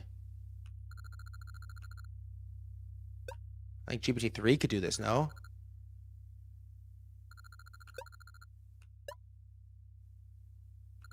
Oh, it's just like typing in the thing. That's something crazy. A game about descending into the depths. We'll skip this for now. Snake is good, though. Balatro is so good. Yeah, the output's impressive. So, especially as it turns to more serious projects, I often felt using the tool somewhere between delightful and unnerving. Delightful because I just asked for something and it happened. Unnerving because I asked for something and it happened. You see why... This map shows the distance you could travel given the length of time. The first one's... yeah, it's a little like technical and... Yeah, maybe you could read it in... I'll send in the chat if anyone wants to read it, but... It's only been out for like a couple hours, so I suppose we'll come back to it tomorrow maybe, and we'll see what everybody thinks. Here's one more post that we can read real quick. As promised, here are my thoughts for spending all day with Mythos. The cost. So the cost is crazy from what I've heard. My company spent $2 million in inference for the entirety of last month, and everyone in the company. Holy fuck, $2 million. The biggest surprise is that they sent us a harness that was not Claude code. It's sort of dinky and looks to be largely AI generated. Most of it focused on ensuring Mythos did not escape containment along with some shitty security skills. So they are taking the sandbox seriously. IMO, it's pretty shit restrictive harness. Half the guardrails don't work, LMAO, and apparently this is basically what Project Glasswing is, which is pretty funny considering the harness is shit. Interesting. This harness that they put in is not good. I was able to use Mythos outside of the harness. More on that in a second. The model. The model is good. Is it expensive? Fuck yes, but it's good. I feel like it's fine-tuned explicitly for this sort of security research tasks. For general coding, which I wasn't able to play with much, it wasn't that surprising. But it is indeed very good at security-based tasks. Far better than Opus 5.5. That said, I don't feel as though it's some omnipresent danger or threat to society. I watched it get confused trying to use our build tool. Actually to the point where I had to build the code for it and then run the model against the full build. You'd think an omnipresent model could do this, but nothing on the market have been able to figure that out. And it's just Bazel with some custom shit we built, nothing crazy. That said, if people have a shit ton of money and extensive harness knowledge, yeah, they could probably use it to do some malicious shit. But only a genuinely skilled engineer or security researcher can do that. Final thoughts. It's a good model. It's not an existential threat to humanity, as Anthropic might lead you to believe, but it's genuinely good. Cost-wise, I would like to try a companion with 5.5x high, but alas, I do not have $1 million to throw at it to do a proper comparison. That's nice to hear. That is very nice to hear, actually, that he doesn't think it's a threat to society. My take on the AI model launches that I haven't been using AI that much recently, I'm going to be honest. They nuked my OpenClaw, and I've been kind of sad about it, and I haven't been using it that much recently. My general take remains what a great man by the name of Daniel Tenreiro once said on the stream, which is that as long as every incremental model is better than the last one, we will continue to go up. The second that is no longer the case, we will struggle to continue going up. Because as long as you can throw more money and more compute at a problem and build a better model, then that means every incumbent can do the same thing, and they'll be forced to do the same thing. And that is very good for our market and our takes. And that seems to have just happened with Mythos, which is awesome. I switched it to Codex, and then it's just like, it's been really frustrating me. It doesn't work. That it's hard to turn it on, and it's always turning off, and it's like, I don't know. I've just like been so frustrated with it. I like haven't been using it that much. I've been like raw dogging life no way out. Chat, if you used to use, only answer this if you've used to use OpenClaw, are you using it every day? It's just been like annoying me, bro. I don't know what to say. Like, it's been frustrating me. Not anymore. Switching to Hermes. Haven't used OpenClaw still. Yeah, a lot of you aren't using it right now. I mean, it's an incredible tool. I should pick it back up. I know about News. Have you tried Hermes? Is it really that good? Why?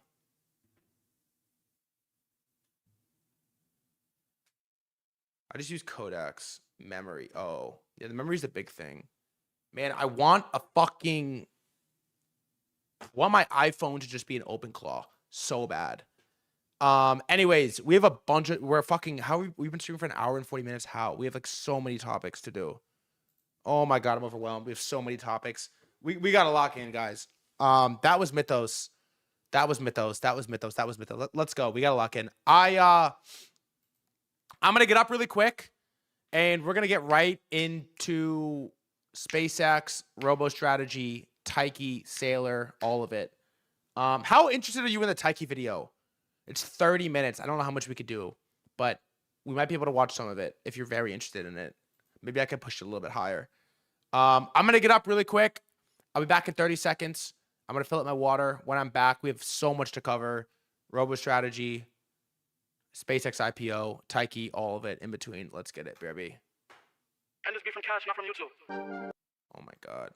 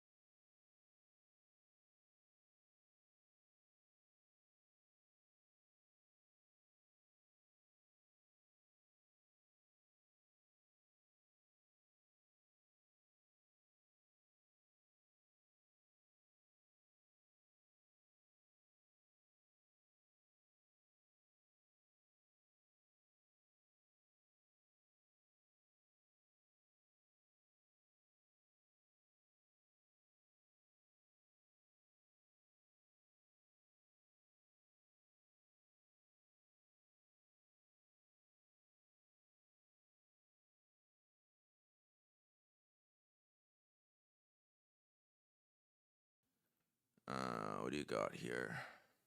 The Twitter link I see. Breaking service now has been breached. That was this morning.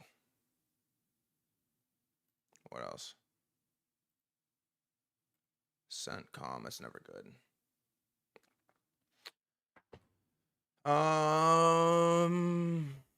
U.S. Central Command forces began launching self-defense strikes against Iran at 5 p.m. ET today at the Commander-in-Chief's direction.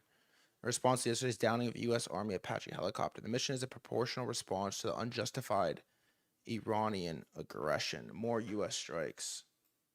And the oil markets don't care. It's crazy. Nothing. Huh? I don't know about nothing, but look at the daily on this thing.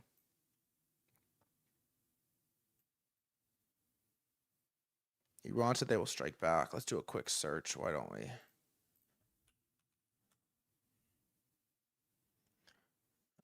Breaking. Iran warns that the U.S. military response.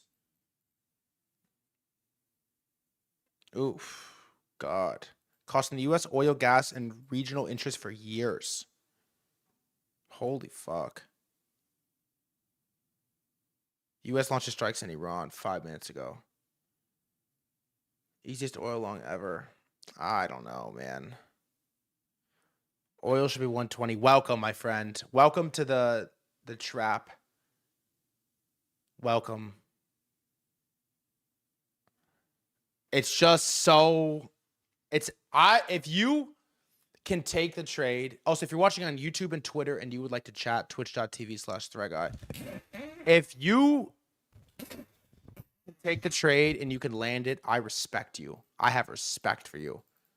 But man, it is a tough one, dude. It's a fucking tough one. All right. I know I am fighting the mic. It's the worst. Let's talk about SpaceX. I'm really trying to develop a thesis for what I'm going to do for this thing. Part of me feels like it might be not that crazy of an event. They're raising $75 billion, I think, for the IPO. That's already committed. And so there isn't going to be this massive liquidity vamp of stocks to fund selling of stocks to fund the IPO. All the money's already committed. So the question then becomes, what does everybody do with risk assets when it is actually live? You know it's going to be low float. You know it's going to be very low float. And it's going to be in the indices ASAP. It's not going to be in the S&P. But you know it's going to be low float. And there's not going to be that many shares available to trade on SpaceX. And I don't know, like, I'm going back and forth in this. Is it going to nuke the market? I lean towards no. I really lean to no. Low float means relative to its market cap, there's not going to be that much supply available. I really lean no to it's not going to nuke the market. I sort of just think it might, the first couple days, it might be relatively non-eventful. I don't know. Is it going to like whipsaw both directions? Maybe a little bit. I am at the moment not planning on taking a position on the IPO, but that might change. That really might change. I feel like I need a little bit more info, but I have some takes here. We have some info on it, and we're going to just continue to do a SpaceX segment every stream as we like gear up for the IPO. If you have a plan, please let me know, because I'm very curious as to what you're doing. There is this video. We don't have to watch the whole thing, but I do want to watch it. Steve Eisman from The Big Short, who's actually been doing a pretty good job. He's been bullish AI for the last, like, I saw him on CNBC 3 months ago, and he was like bull posting the fuck out of semis. And so I was in. I never had heard him talk before. I was into it. I kind of want to hear what he has to say here. He just went on CNBC and he's talking about SpaceX. I want to hear what he has to say, and we could watch, like, I'll put it on 1.5. I'll watch a couple minutes and see what he thinks. The host of the Real Eisman Playbook podcast. And Steve, thanks He also does run a podcast here this morning. Thank you. Why don't we talk first about the SpaceX IPO? We're anticipating it's going to be Shut up, there Becky. later this week. Sure. Even come Friday. I'm not a fan. Why? Explain. Let's see. If you read the prospectus, I mean, there's some amusing stuff from the prospectus, like My favorite part of the prospectus is that one of the things that SpaceX wants to do is asteroid mining. I thought that was kind of funny. There's some asteroid mining going on in this sci-fi show on Apple called For All Mankind. It's a central theme, but I think the probability of asteroid mining happening anytime soon is pretty low.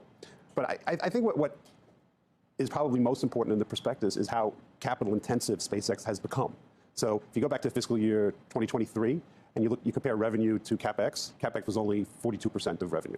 And in the most recent first quarter, it was 215% of revenue. And that's because back in fiscal year 2023, SpaceX was not in AI. It was just in Starlink and so it's not space that's so hard, it's the AI. It's the AI that is incredibly capital intensive.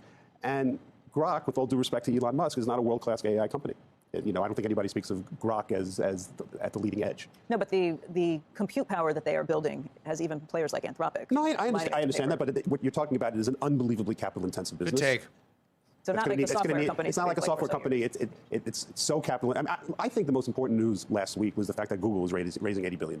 Right. And even though it's got a ton of cash flow. But if you're going to spend when it spent $90 billion last year, it could handle it from its own cash flow. When it's spending $180 billion, it's got to raise capital, and not just capital, stock. Yeah, we did learn about this, by the way. Starlink is the moneymaker. I agree. Oh fuck! What did I just do? Sector is being transformed because it's so from an asset-light business to an asset-intense business. Yeah. And the other thing I would just point out is, despite the incredible sums of money that are being spent, what's being produced in terms of LLMs and agentic AI, which is great, is not really differentiatable. There's not that much difference between ChatGPT. It's very. This is the take, by the way. Like I'm sitting here thinking about him talking about asteroid mining, and I'm like, yeah, what does this fucking guy know about compared to Elon? That's the thing that makes the SpaceX narrative so compelling, is that every step of the way, he can't do this, he can't build this, he'll never build full self-driving, he'll never build da-da-da-da, and then they just ship. And at a certain point, you just sit back and you're like, damn, what do I know compared to this guy? Monetized. People are switching constantly from one to the other. There are no moats. So for all the money that's being spent, what's being created, it seems to me at this point, is a commodity. So why do you think Berkshire Hathaway stepped in and took $10 billion of that Google? I have no idea. I mean, I really don't know. I mean, look, Google, there's a lot of other reasons to own Google other than AI, but there's no question in my mind that the business has become capital intensive, no moats. And the other thing that's happening behind the scenes is that until now, companies have been charging for no one knows tokens way below the cost of tokens. And that's actually starting to change. Microsoft's GitHub is now charging actually for the tokens. And if you go on the Reddit boards, you're seeing that there's a lot of pushback. So it's going to be very. Whether the business can survive once I don't know about survive, but or thrive, maybe I should say. It's going to be very interesting to see how heavily people are going to be using AI once they get actually charged for the actual cost of the tokens. Andrew's got a question too. Andrew. Hey, Steve, I don't disagree with you that right now XAI is behind in terms of relative to these other LLMs or even the possibility that they all become commoditized. What I don't understand, though, or I don't understand about your take on all this is, to some degree, SpaceX right now, in terms of getting things into orbit, getting to space, is a monopoly. It's a monopoly power that ultimately will be able to charge, at least for some period of time, monopoly rents. I don't know what kind of multiple you put on monopoly rents, but when you think about the prospect of, and even if they don't have monopoly unto itself, the idea that they may be 2, 3, 4, 5 years ahead of others once others even get into the same competitive zone, whether it turns out to be, I think, your expectation is not going to be a good investment. And that's the part that I'm trying to understand. I feel like this is the best company that could have came first. I found that it's never been a great bet to bet against Elon. I'll grant you all that. But if you look at and he seems to find new ways he finds new ways constantly to make money, whether it's the Google deal or the Anthropic deal. He may ultimately buy Tesla, put Tesla inside the thing. Maybe that'll, I don't know. Well, let me address it. If you, again, look at the S1, the TAM, the total addressable market, is defined at $28.5 trillion. 85% of that TAM is in AI. So even if everything you say about SpaceX and Starlink is true, the entire company is being bet on AI in terms of its future, not on space and not on Starlink. Those are his words, not mine. Do you expect him to buy Tesla? I'm expecting that he's going to use the stock price, perhaps, of SpaceX to buy Tesla and create sort of one giant company called X. I wouldn't doubt it. I think it's fair. If I was a shareholder of SpaceX, that'd be the last thing in the world I'd want him to do. But I'm sure he's going to do it. I mean, if you look at Tesla, the earnings have gone straight down. It's really just Elon's world, huh? For the last 4 years, every single year that they have gone down. The EV business is just not that great a business. It's also a capital-intensive business that's highly competitive, China produces EVs much cheaper than Tesla does. If I was a SpaceX shareholder, the last thing I'd want would be for him to buy Tesla. Yeah, there have been people who said the way to get into SpaceX, if you can't get a hold of the shares at retail, is to buy Tesla. Yeah, right? I wouldn't doubt that he buys it, but like I said, it's not something I would want him to do. Your bigger concern is that there's a lot of good news here, but you think it's already all been baked into expectations at this point? Oh, it's more than baked in. I mean, the 28.5 trillion TAM is almost as big as the entire GDP of the United States of America. I mean, what I love about the S1 is that it reads like a science fiction novel. It really does. GDP of the United States. Oh, it's more than baked in. I mean, the 28.5 trillion TAM is almost as big as the entire GDP of the United States of America.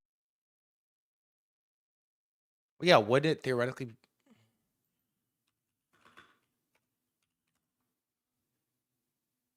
Jesus. Okay. I mean, what I love about the S1 is that it reads like a science fiction novel. It really does. People who have bet against Elon Musk in the past have gotten burned if they've shorted him. Is this a? I have no interest in shorting this. I'm just not playing. Yeah. It's not something that I think the valuation's silly, and people want to play, go play. But you. I think if you're also if you're like a fundamental investor that was like betting on a housing collapse because the math didn't make sense, this is a really hard one to wrap your head around.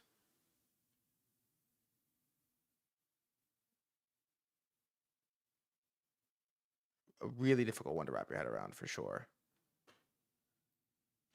Also on the news of IPOs, the one that everybody was excited about, Perplexity, is also going to be IPOing. the AI lab that everybody was waiting for. Perplexity plans IPO in 2028, regardless of what happens to OpenAI or Anthropic. So we'll check in on this more as time goes on here. But there's a poly market on it has 8 mil volume on SpaceX closing market cap above on its first day. What is it basically? What's it going to open at? The coin flip price is above 2.2 trillion. 63% above 2 trillion. And yeah, I don't know. Part of me thinks this thing, like every normal person I know, like every normie friend I have, or like normie family member, or like not active trader person that I know in my life is fired up about SpaceX. Everyone is just like space, rockets, moon landing.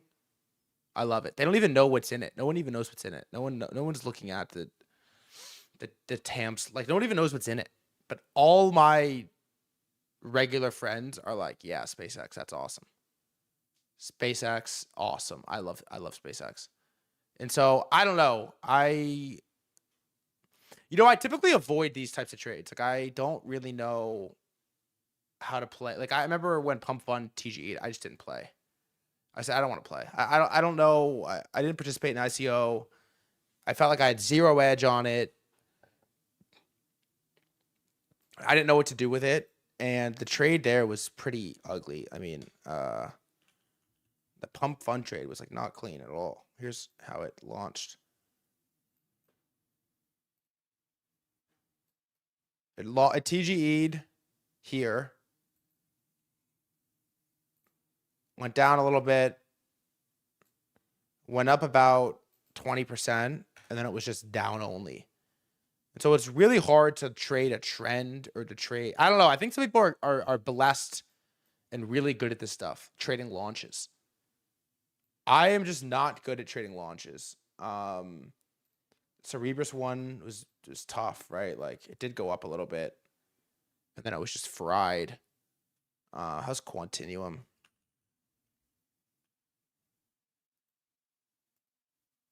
Fried as well. I know this is like completely fundamentally just a different thing than SpaceX and Elon Musk, but I am just not, I don't know how to trade new launches. I really don't. And so what I probably will end up doing is I'm just going to be a cash, I think.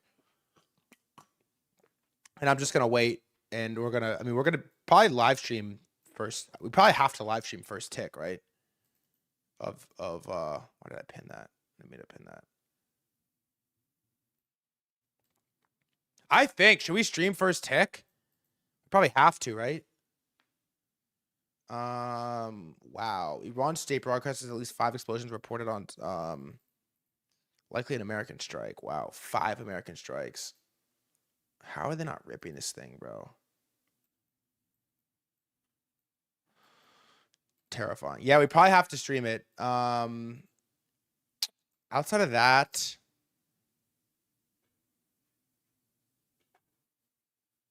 I'll post a big thread of the week and go over the valuation IPO of my plan. Cool. I'm excited for that. Updated my SpaceX revenue estimates following the new Google deal that was just announced. So they did sneak this announcement in. They didn't even report this. They snuck in this Google stake in a company. In this Google announcement that added $1 billion. I mean, added like 12 billion annual revenue. They snuck it in on the SpaceX filing. 2024, 13 billion. 2025, 18.7 billion. 2026 37.5, and predicting for 2027, $58.9 billion revenue for SpaceX. So we'll see what happens. We'll see how it plays out.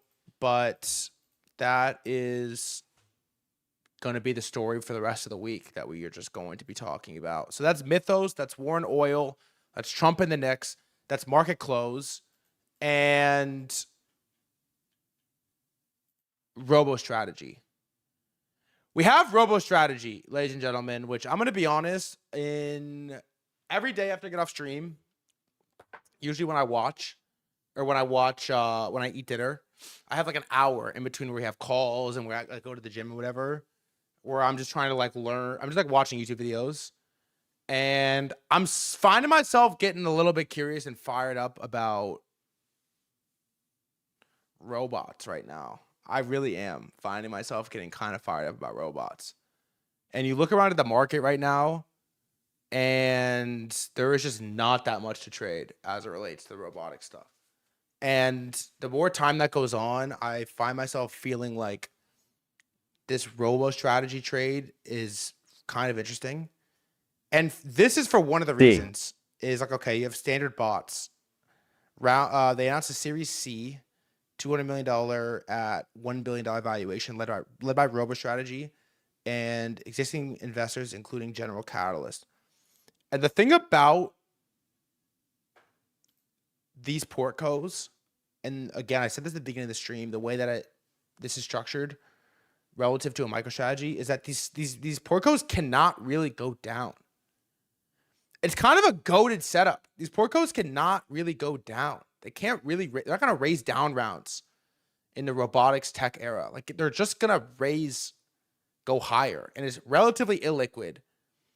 And so you get this trailing NAV, and then you get pops when these companies announce around 6 months later. And so I don't know most of these companies. They have Figure, they have Apptronic, which I've heard Apptronic is really good. They have Dyna, they have Dexmate, Standard Bots, Path Robotics, Rec, GMI, Coco Robotics, which I hate. Fuck these robots. Endiax, Alonic, and Purple Rhombus. And so the most valuable out of the bunch, I believe, is Figure, which is 25% of the fund is Figure. What is this? Oh, I did see this. This UB Tech. Do they hold this, DNAP? Do they hold this thing? Do they hold this? UB Tech's full-size U1 bionic humanoid robot. 2,700 pre-orders already after 6 days on JD. I'm honestly a little bit scared by this.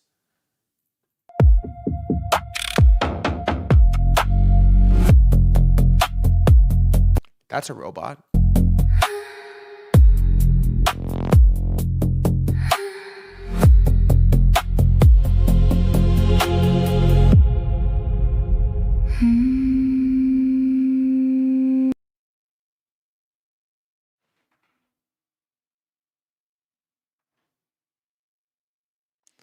Why is the music so horny?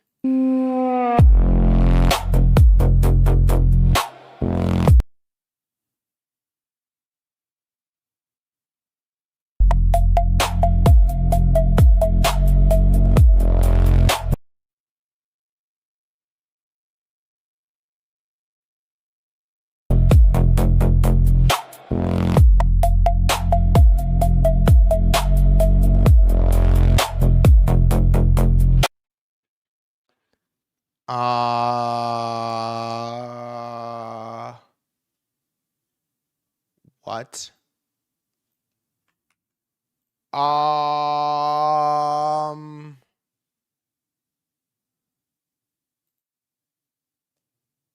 Humanoid robot captures its Humanoid robots are becoming more advanced every year, but UB Tech's new U1 Pro series is taking a different approach. Instead of focusing on factory work or heavy lifting, this full-size bionic humanoid robot is designed to create a stronger connection with people through They're going to be fucking and dating robots before long. a remarkably realistic appearance and natural interaction. I mean, what the fuck? They're going to be fucking robots, dude. The teaser video introduces the U1 Pro with a series of dramatic close-up Talking about a deeper connection. shots that highlight its lifelike facial features, detailed skin texture, realistic eyes, and customizable appearance. Monte Teo wasn't wrong. He was super early. Viewers see the robot sitting calmly while the camera captures its human-inspired design from multiple angles.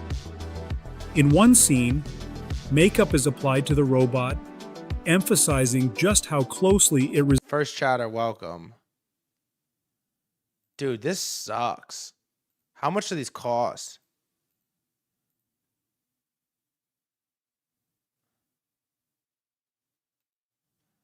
Pre-order?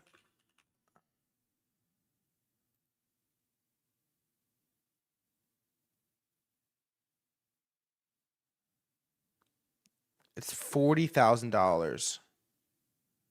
It feels like not that bad for this thing.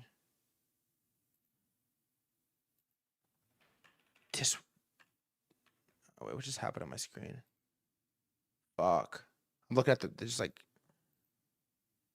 nuked my screen.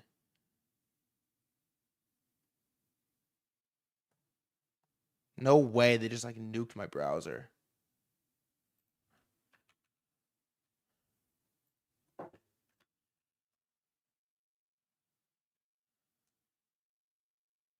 It's a $400 deposit. What's the actual price? No, I think you're wrong. It's 41,000. Oh, no, we don't know. It's a publicly traded company, though.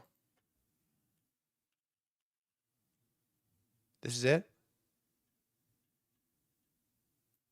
No. Is that it? Let's see.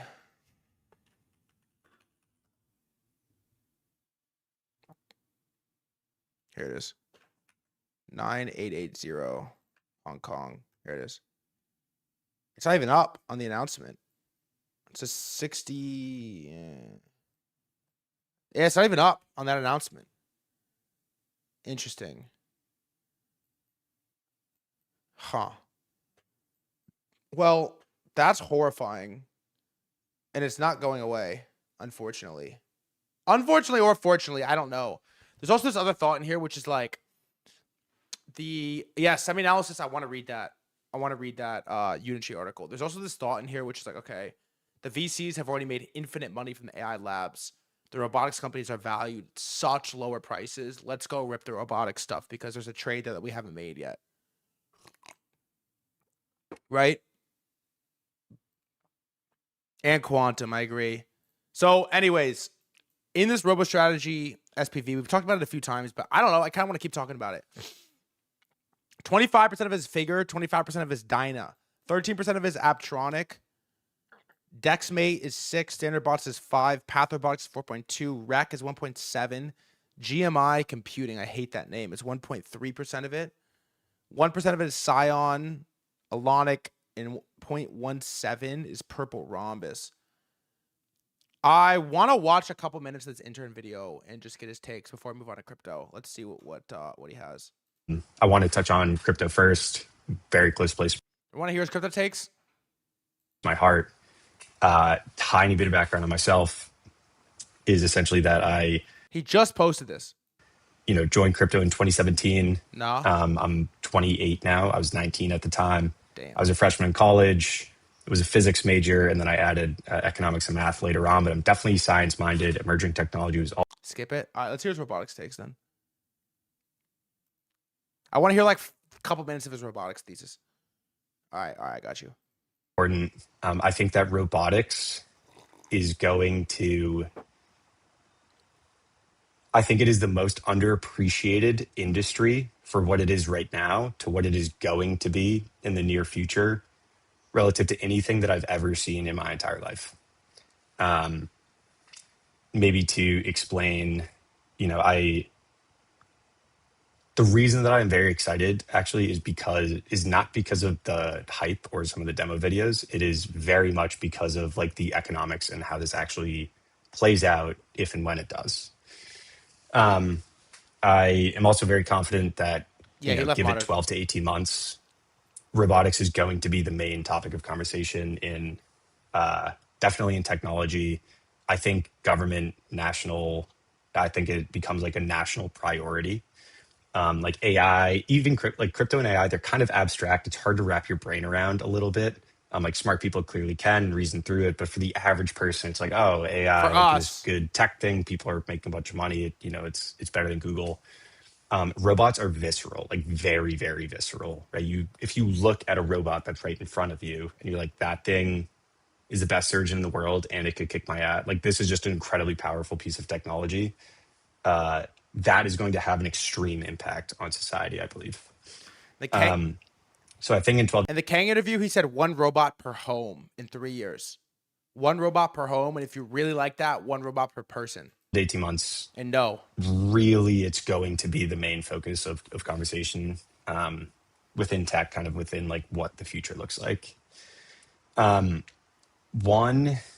thing that I think, when people talk about robotics, you almost get this like video game number and it seems ridiculous. So you dismiss it, right? And it's like, okay, the global GDP is $120 trillion and about half of that is labor. And so if you can automate labor, that's a $60 trillion market, right? And it's like that, it seems so big that it's just ridiculous and it's not something that you take seriously.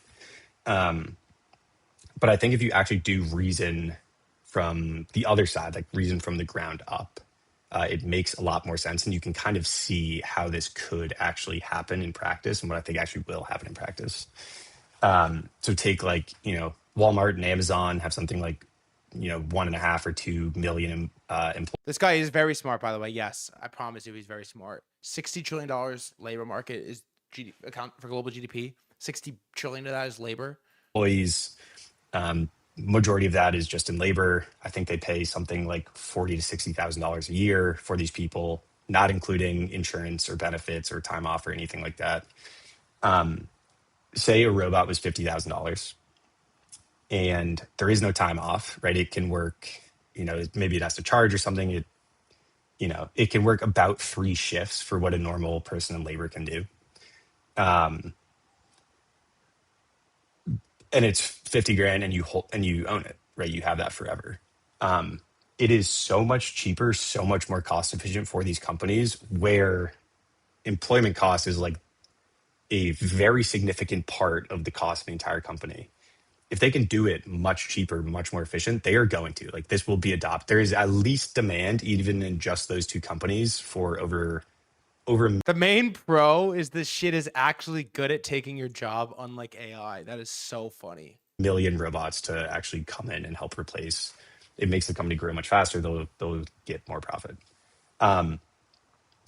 If it's $50,000 and we literally just decided that the demand for this is over 1 million robots. Where did that come from?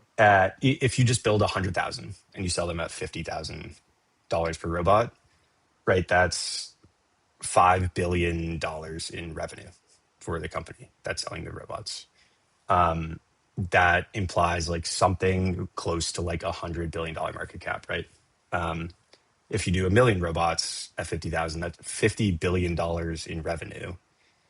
That's an enormous company, right? You're getting on the scale of like trillions. I think the demand for this is well over that, right? I think the demand for very cheap, efficient, accurate labor I feel like I've sort of just pretended this is not happening for a while. I've sort of like ignored the robots thing, I think, for some time here. And just sort of been like, maybe not that big of a deal. I've sort of...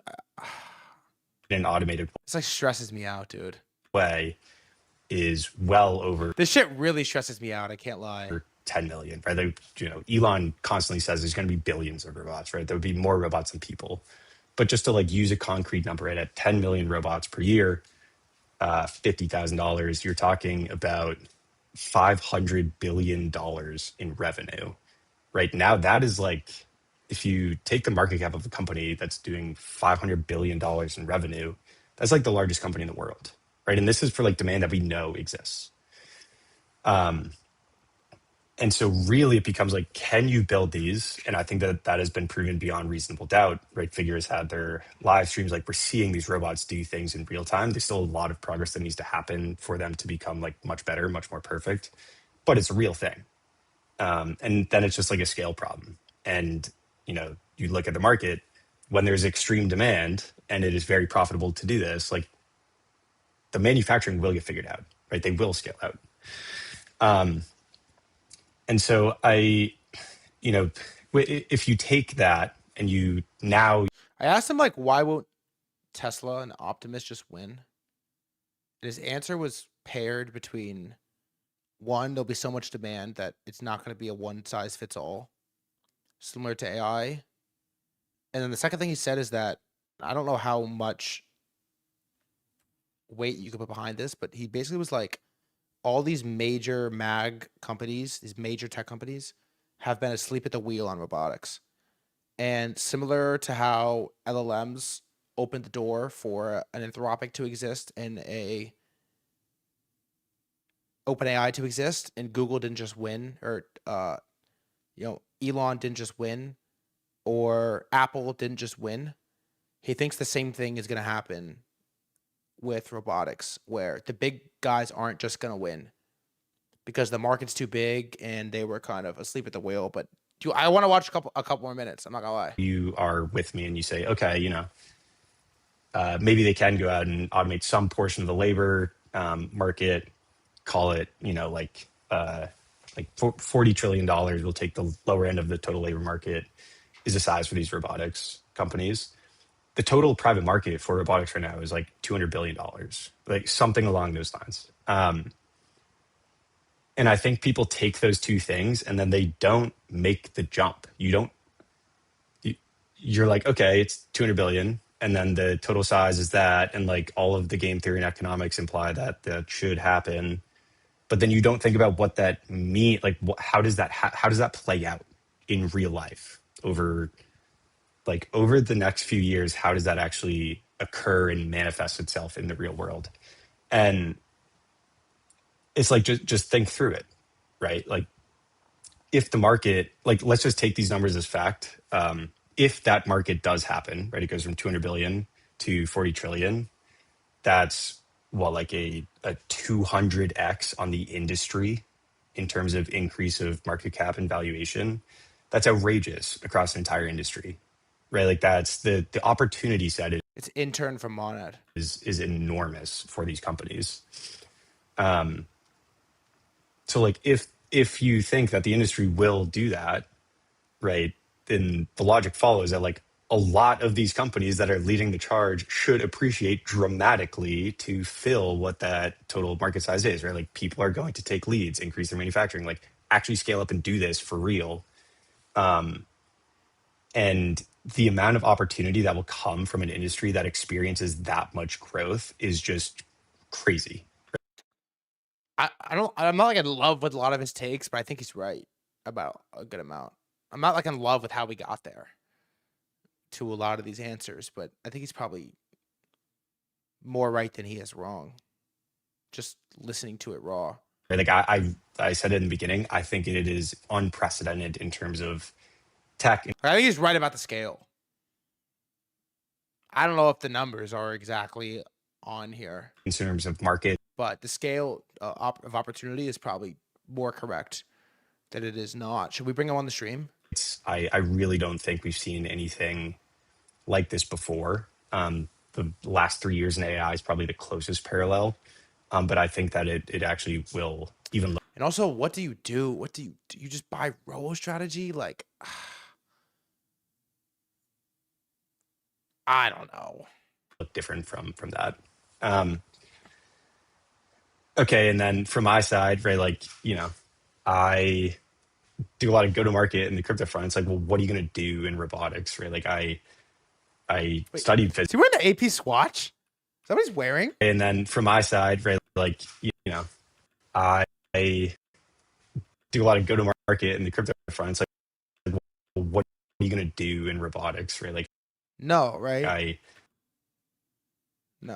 I studied physics. I'm not an engineer. So one of the really interesting things for me and why I got excited to work in the industry is, or actually maybe first, a funny thing about crypto is attention was so directly monetized. Like, I think a lot of people don't realize this, but I think we're probably good on this. Crypto was would immediately monetize attention. Like, take like meme coins or celebrity coins, right? You get a bunch of attention and that drives a ton of money flows. And so since the incentive was so strong to capture attention, I think people take for granted like the talent for capturing attention and for getting people excited about certain things in crypto. Like, the arms race was much hotter than in a lot of other industries. And it actually produced a lot of people who are very, very good at this. I don't know, man. I think it's probably generally right about opportunity size here, but there's just not that many trades to make on the whole thing, which is rather unfortunate. Hood earnings? What are you talking about? That just happened? Are you sure? I don't think that just happened.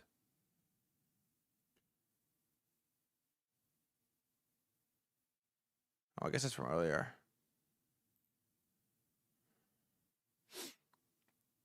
Crypto flat, event contracts up, options, equities up. Yeah, it makes sense.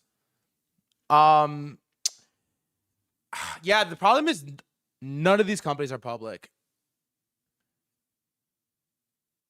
Yeah, so monthly engagement. I was gonna say, I was like, what are you talking about? The problem is there's not that much to. None of these companies are public, and so if you want to buy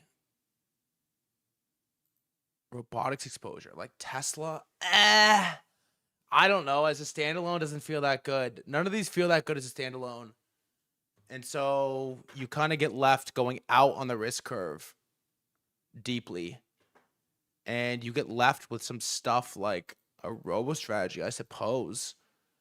I think this just has to be a topic we cover a good amount. Mert says, I actually did the reverse. Was doing a master's at Georgia Tech in robotics and dropped out to do crypto with 100% of my time. Wow, was that a mistake?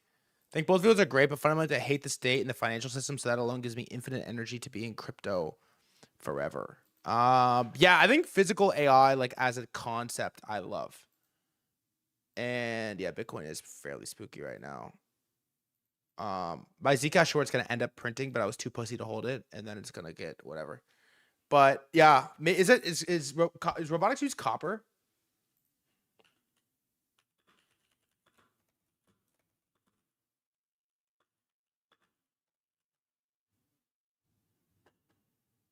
Yes. Whoa. It does.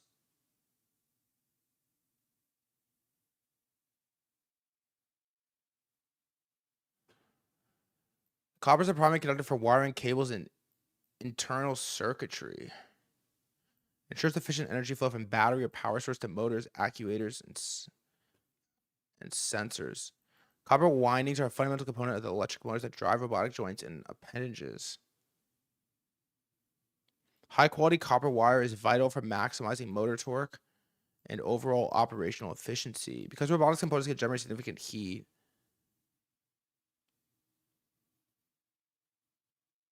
copper is a replacement. Let's see, like, let's ask ChatGPT. Is there a replacement or is it really just copper? Is there a replacement for copper's bottleneck in AI Or build out and specifically robotics build out.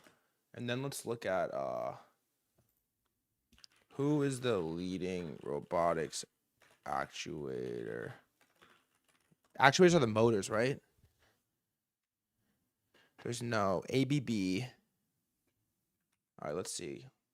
Let's see if we could pick this apart a little bit and just not just ABB India and limited. Is this correct? Her best friend said, "Fuck me, you know it ain't that simple." Based in Zurich, Switzerland. Okay, Emerson Electric. Based in St. Louis, they supply the largest volume of actuators for large-scale automation and process control. Is this public? Emerson Electric, nice. Oh, nice, $80 billion. Now this is interesting. Something like this. Let's make a new list. Actually, should we make a new list? Create new list. Robotics bottlenecks. Let's open list, robotics bottlenecks. Let's add it. I like this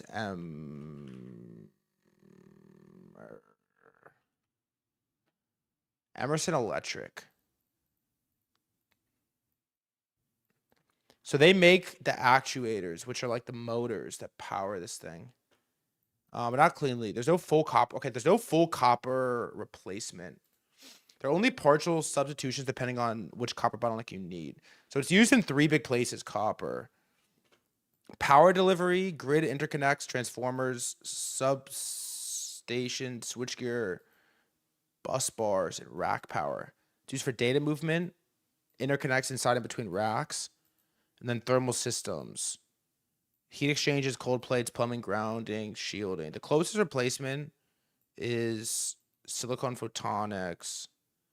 For cooling, not really. Copper is elite for thermal conductivity. You can use aluminum in some heat sinks exchanges, but dense AI chips, copper. So for AI data centers, the answer is optical replaces copper for bandwidth. Aluminum reduces copper for power, and nothing replaces it for thermal. Okay, for robotics, it's a different animal. Copper matters, but I would not call it the core bottleneck. Robots use copper in motor windings, wiring harnesses, batteries, power, charging infra, and sensors and PCB interconnects. The direct substitutes are weaker.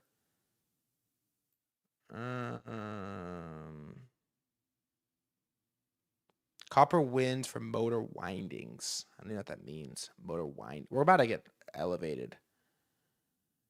Copper wins there. The bigger robotics bottleneck is probably not copper. It's magnets, actuators, reducers, batteries, and manufacturing yield. Tesla Optimus already ran into a rare earth magnet constraints tied with China export controls.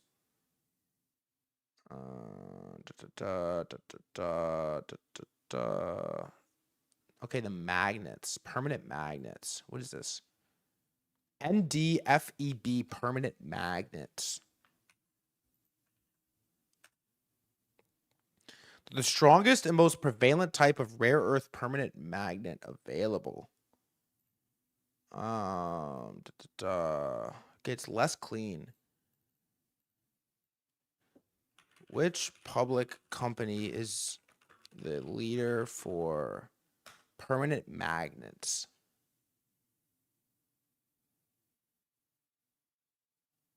All right, JL Mag Rare Earth. Let's look.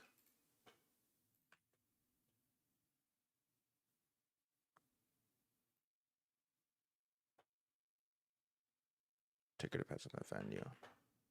Okay, it's a Chinese company.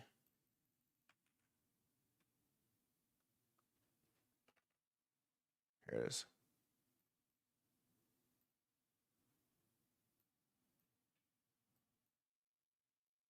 That looks pretty good. Focus on permanent magnet materials. They're all Chinese companies. Any American companies that are a proxy for this? USAR, I have that for US Rare Earths. Is that what's going to say USAR? MP Materials. MP owns Mountain Pass, the only rare earth mine processing asset in North America. MP. The same chart, huh? It's the exact same chart. Yeah, they all suck because US has a small percent. All right. How about instead of rare earths, how about the leading actuator manufacturers for robotics hardware in the US? This is what I think I care about. This is the joints, robots, the motors, I mean.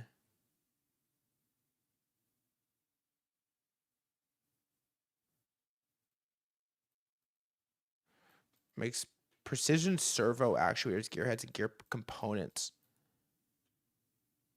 Harmonic Drive LLC. LLC in the ticker is hard. Harmonic Drive LLC. Harmonic Drive Systems.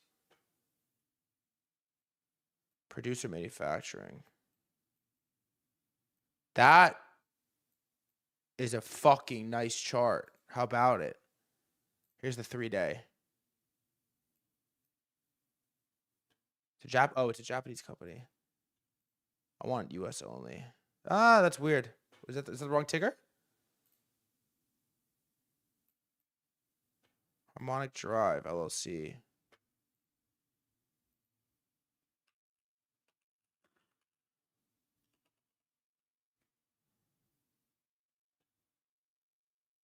Same thing?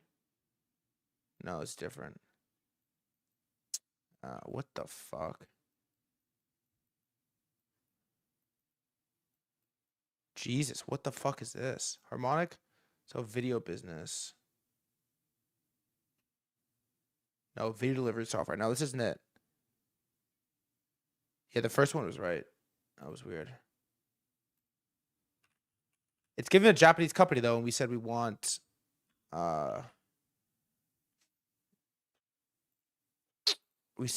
US only. Chris Camillo's on the research on robotics. Yeah, maybe we'll get him back on and talk robotics. I'm down to get some robotics guests on for sure. I think they make some compelling points. And it seems I have some research to do. Cole Morgan. It's another one. Let's see how this looks. Nothing. / Regal Rexnord. Here we go. Wow. $14 billion. Producer manufacturing. Wow. Look at that. 3-day chart. How about that 1 day? Wow. It's a major motion control supplier. Servo motors, stepper motors, drives, automation platforms, AGV control systems, and related motion hardware. It's one of the more investable U.S. public proxies. If your thesis is robotics needs precision motors and drives. The best broad industrial actuator public proxies. Parker Hannafin. I never hear anyone on CT talk about these, huh?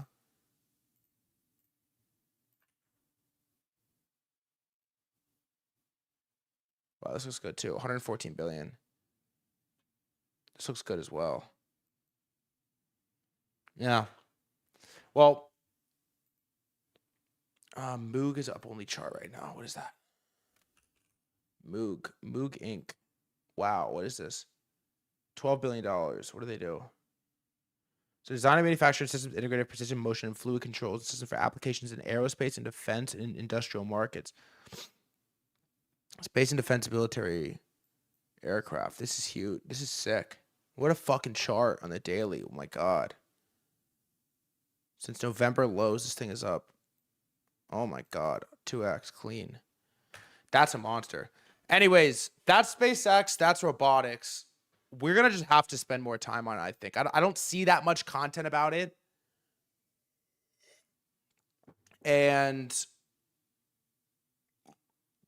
I feel like we're getting the flare gun signal on Intern and Andrew Kang. I mean, I fucking had the guy on the stream, and he made a pretty compelling case.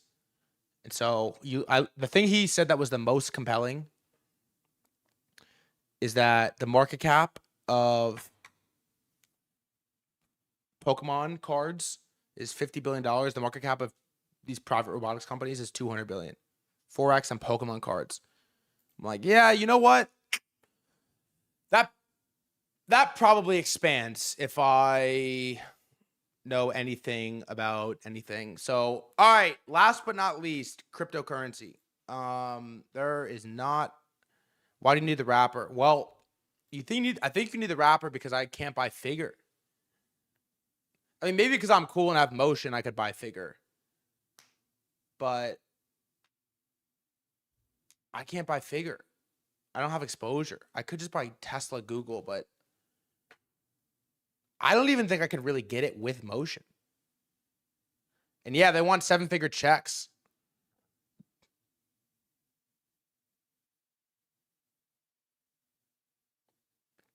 I think someone would tell you Figure less than 10x the last round. It's just tough. Like it's you ever figure out the El Nino trade? No. It's just tough. Like there isn't a clean way to really like buy this shit. I don't know. That's why you need the wrapper. I'll tell you what, Mando. I would buy an SPV of your investments. Is what I would do. I would buy a wrapper over your investments, your portfolio. I would give you some money for sure. On the crypto side, there is not a ton worth talking about, but there is one bright spot that we continue to have. Let's check the market real quick. Where are we at in crypto? Trading view. Let's see real quick. Hyperliquid is at 58. Ugh. Bitcoin 61. Zcash 441. So Trini posted an article the other day, and in it, he wrote a little excerpt on hype, which is pretty cool. And I'm just going to read this one part because most of it is worth. There's two things we're going to read. Arthur Hayes' article and this is Trini. This is what makes hype compelling. Unlike the mimetic majority of crypto, Bitcoin included, hype generates legitimate cash flow. On top of that, there is even a buyback mechanism, which is orchestrated through the assistance fund. Over 90% of the fees generated by the platform are redirected into the assistance fund, which are then systematically used to purchase hype on the open market. Repurchases are built into the fabric of the Hyperliquid protocol. The structure in itself is attractive, but what's more astonishing is the pure scale of the fund. Since its launch in January 2025, cumulative purchases have surpassed 2 billion. By some measures, Hyperliquid's repurchases have accounted for nearly half of all token buyback activity across the crypto market in 2025. It's probably true. Measured against total market cap of crypto, the hype buyback clocks in at roughly 7% annually. As a final nail in the coffin, the Hyperliquid Foundation brought forth a validator vote that would officially burn 1 billion in hype tokens held in the assistance fund. Looking forward, all hype tokens held in the assistance fund will be viewed as burned. The Hyperliquid runway is wide. The advent of Hyperliquid ETFs led by Bitwise's Spot Hype ETF, BHYPUS, has shown a spotlight on this exchange. We think there is still significant market share to be captured. I think the one thing that's fun about Hyperliquid is that when the tokenomics are so insane that every time a TradFi guy gets their head around how much money they make and then how much of it they spend buying back and burning the token, which is basically all of it, it's sort of like a mind fuck. Like, what did you just say to me? And so this is going to continue to remain the one spot where I'm like, I think you could probably just park some money in hype and feel pretty good about it. I don't have any position at all at the moment. I played my first hand not great. I was up a lot, closed it down a lot. All right, second on the crypto bang bang is Arthur Hayes. What do y'all think of Arthur Hayes? I saw this thing. It was like, your opinion of Arthur Hayes is an IQ test. What do you think of his recent actions on the TL? Like, hate.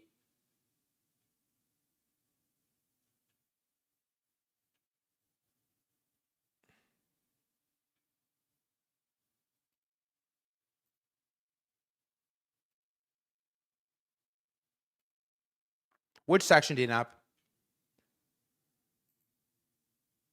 I'm going to be honest. I like it. I appreciate that he's so active. is what I appreciate. I appreciate that he's so active.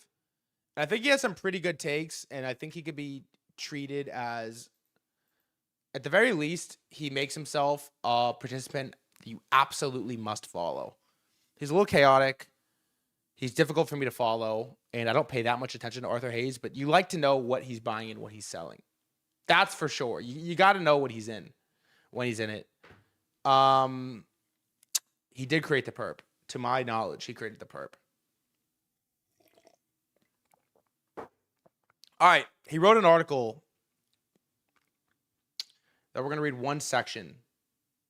California Dreamin'. It's about, I think it's about IPOs. I just want to see what he has to say. God, my voice hurts. My voice been hurting recently. All right. Before I explain the impact of the 3 mega IPOs, SpaceX, Anthropic, and OpenAI, on global financial markets, I must present my argument for why Bitcoin failed to rally even as the pace of dollar liquidity expansion accelerated starting in late Q3 last year. The commercial release of ChatGPT on November 2022. Do you actually trade or do you just yap?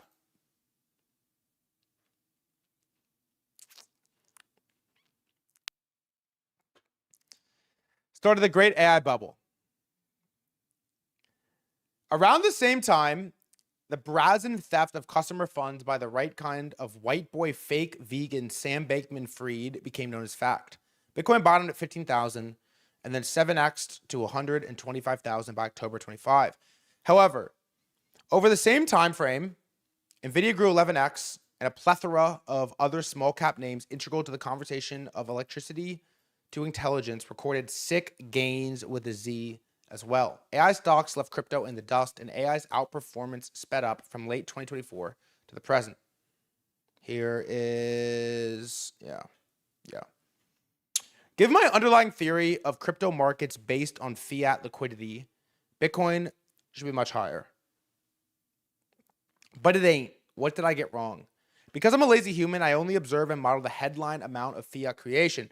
But I do not study where it goes in great detail. I assume that eventually enough of the liquidity will find its way into Bitcoin and create up only. Teo, you're late. But this time, I got it wrong. So back to the basics. My initial hunch is that AI sucked up all available fiat liquidity, especially of the US dollar flavor. I agree with this. AI, as we know it, is very capital intensive. We must build data centers that convert electricity into intelligence.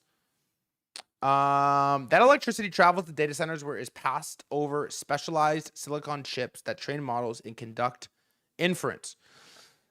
As the above chart depicts, this is CapEx spend, up only. Data center CapEx spending went apeshit starting in 2024 and ramped up big time in 25. And as such, the capital needs increased as well. In terms of the AI CapEx spend's effects on dollar liquidity, we only care about the borrowed amount.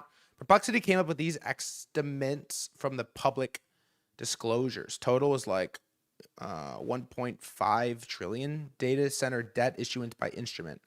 1.5 trillion of issued debt of various types between November 22 and the present is a huge amount. But how does that compare to the amount of dollars created? The rough and easy way to estimate the amount of dollars created is by observing M2 over the same timeline. M2 rose by 1.5 trillion. And that same amount, ladies and gentlemen, is a wrap. AI sucked up all created dollars. Bitcoin never had a chance. The only reason Bitcoin rallied strong off November 2022 FTX bankruptcy low is that the AI debt binge really kicked into gear starting in 25.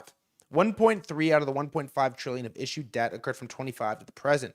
And lo and behold, Bitcoin peaked in October 2025, right as AI CapEx spend reached previously unimaginable heights.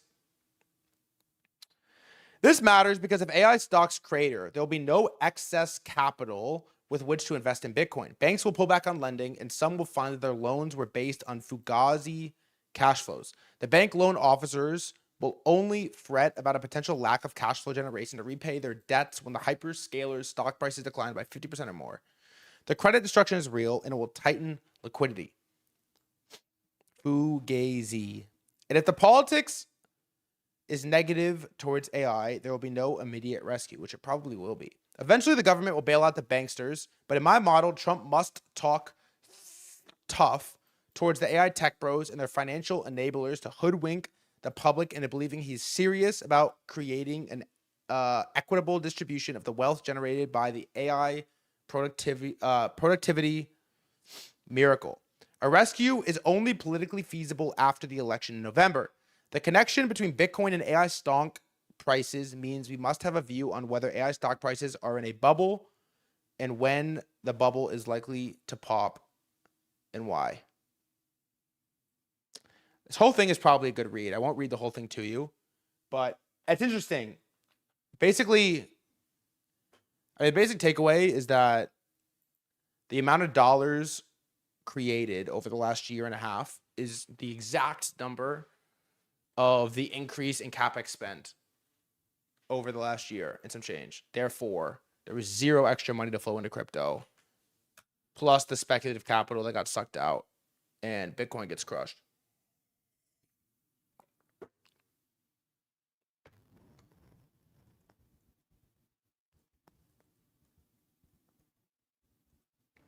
Oh shit! You should think I should. There's another part to read in that. Which part? Which part? Which part? Which part? Exhibit 7. All right, let's actually skim this real quick. There are 3 darts that will pierce the AI bubble. They are higher energy costs, the inability of the market to absorb the 3 mega IPOs, SpaceX, Anthropic, OpenAI, and Trump's anti-AI rhetoric. Humanity is a biological vessel to convert calories into intelligence and allow the universe to experience itself. AI is no different. But instead of Nodo Goro Nagiri, it converts electricity into intelligence. The electricity that powers AI data centers on the margin comes from hydrocarbons like natural gas. If the price of energy rises, it raises the cost of intelligence or token production. Is that an oil threat? I had not really thought of this. What is oil doing right now? No. That's interesting. That directly reduces the margins of AI model companies like Google, Anthropic, and OpenAI. At a certain point, they raise the price to customers and tokens usage growth decelerates. Therefore, the war danced by Trump and the IRGC affects AI companies. And ultimately, if either side steps on the other's foot and causes a spike higher in oil prices, eventually profits because of AI will materially fail. Whoa, whoa, whoa, whoa, whoa. I hadn't really considered that oil would... I had considered oil could hurt the market because CPI and inflation, not because it's more expensive for AI build out. If token usage drops alongside earnings, it calls into question the continuation of planned data center CapEx spending. When the market questions that, it's game over. The forward earnings, multiple contracts, and the grizzly bear tears your head off. Let's see. Equity supply from IPOs and value of shares from expiring lockups. Let's see how long this goes. Let's read a couple more paragraphs. Elon has a 1-year lockup. Probably for the better, man. Combined, SpaceX, Anthropic, OpenAI, and other tech shares expiring lockups will raise more money than all .com IPOs in total. For some reason, that doesn't scare me, though. The AI bubble should be bigger than the .com bubble, even if we don't create that much economic value. It's fucking nuts. It should be bigger, though. Why would it not be bigger? How would it not be bigger? Can the market absorb all the supply? Every AI name that is pumped over the last few years can only continue going higher if investors believe earnings growth will accelerate into the future. As no one has a crystal ball, if faith in the AI story falters, investors will pay a lower multiple for future earnings. Therefore, if these IPOs don't pop, investors will take that as a cue that the market topped and begin selling. That is probably true. If SpaceX doesn't pop, it's going to be scary. It's like when you beat earnings, but not by enough, and then the market dumps, Broadcom dumps. It feels similar. It's like if SpaceX IPOs and it goes up, it doesn't go up enough, it's going to scare people a little bit. I want to look deeper into the SpaceX IPO as we have more details about the mechanics and timing than the other two. Always remember, he who sells first sells best. Arthur Hayes knows that very well. Elon is the best marketer on the planet. Going first will allow him and his shareholders to extract the most capital from gullible Muppets. Crypto degens will be familiar with the IPO allocation setup. Essentially, it's a low float, high FTV shitcoin. Per the SpaceX S1 file with the SEC, investors in this IPO will pay 100x sales. Are you fucking out of your fucking human mind? If that's not bad enough, the company will only float about 4 to 5% of shares initially. Given the red hot AI market, it almost ensures that the stock will pop. This is kind of what I'm thinking. But there is downside to this. The expectations are so high that the law of large numbers suggests it will be almost impossible to satisfy the market. SpaceX will instantly be a 1.8 trillion company and the 7th largest globally by market cap. To go up 50% will put it as the 5th largest company in the world, just eking out Amazon with nowhere near the earnings to justify membership in that rarefied club. I know I'm shitting on the AI story, but Nvidia deserves to be valued so high given the insane gross margins of the business and the amount of revenue it generates. SpaceX is a speculative bet on data centers in space, which, if semi-analysis is correct, are 4x more expensive than terrestrial data centers, with cost parity to be reached in the next decade. If he had chosen a much lower valuation, it would have been easier to paint the chart green. And crypto degens know this story well. If you cannot create the situation for secondary market punters to make money, then it's down only, as the insiders have no motivated buyers to dump their newly vested shares upon. This brings me to the vesting schedule. Between now and early September, the float will increase by 5x. This creates a tough environment for the stock to rally as all the supply comes to market. Worse yet for stock punters, Anthropic and OpenAI both indicated a potential listing date in September.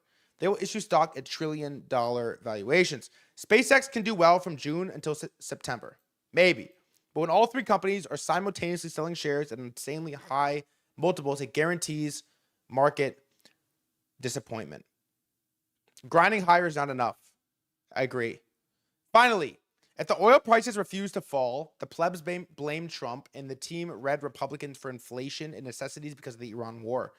Trump will have no choice but to adopt an anti-AI stance to win over voters. I don't think that's going to happen because your donors are all pro-AI. It's a weird dichotomy. The politics of data center build out and AI will become quite nasty starting in Q3 as American politicians jostle to win votes.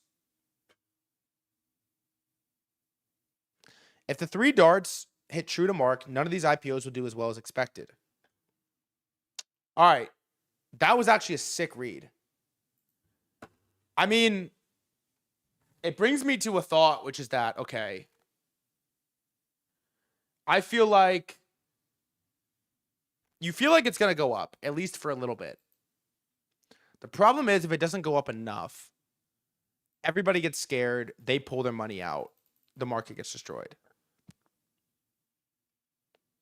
If it goes up a lot, OpenAI and Anthropic IPO at higher prices, higher valuations, which then makes it less likely for them to go up. Market gets scared, people pull out and run. It's a little bit of a weird situation.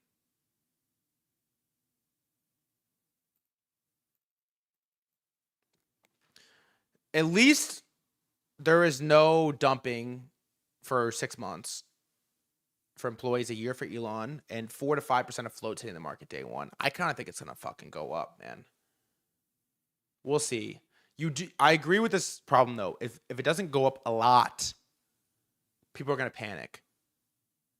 People are gonna panic. They are rolling out the red carpet to pop this thing, but people are gonna panic. You could feel it. You could feel the market getting a little bit like antsy, waiting for this thing to come.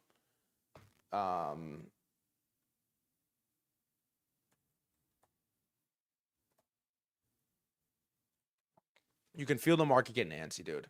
What do you want to do, chat? Are you playing, not playing, buyer, seller? What are you doing if you are paying attention? And we kind of have to just post about this or talk about this for a while, the next 3-4 days, and then every day after that.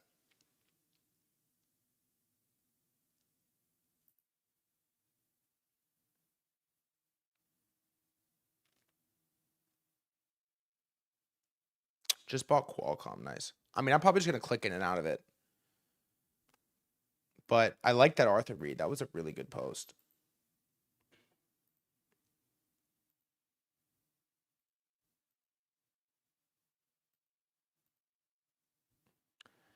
I also think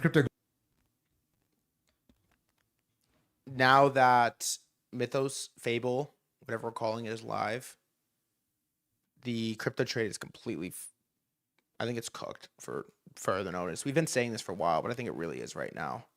It's hyper liquid or nothing, I think. Hyper liquid or nothing is how I'm thinking about it. Hyper nothing.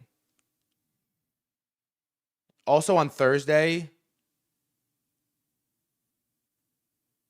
we have Jack Schwager coming on stream. We have Jack Schwager coming on stream, author of Market Wizards. I'm fucking hyped for that. Yeah, I like VVV. I like VVV, by the way. I like VVV. I really like VVV. I like Near as well. What's your take on Eric's interview on Market Bubble? I didn't watch it. I didn't see that many clips either. I would like to watch some clips. I like VVV and I like Near.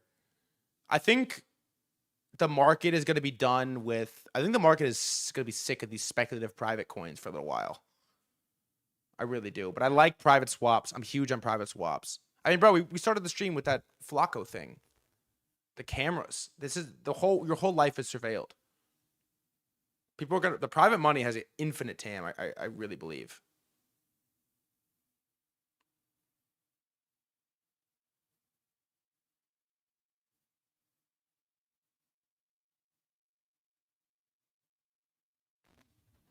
F-Flock. Bro said Flacco. What? Flacco? I remember that was a thing. Flock. Bro said Flacco.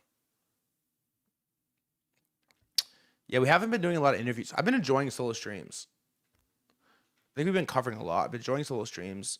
We haven't been doing a ton of interviews. There's not that many traders I want to interview right now. We got to do a Mando episode again. I think we're due for a trader main episode as well.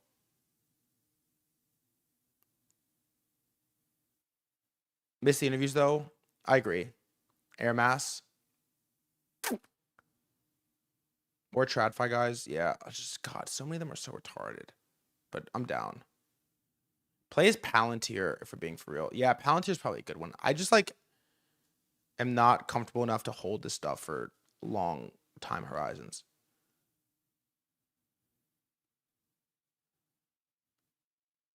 Calvin incoming. When are you getting Serenity? I don't think Serenity will ever show his face. I really don't. How is world? You guys keep spamming WorldCoin. How's that doing? Any war updates? No, not that I know of. Oil's not doing anything. How do we link data center physical security defense? You know what we could long? I would like to long is that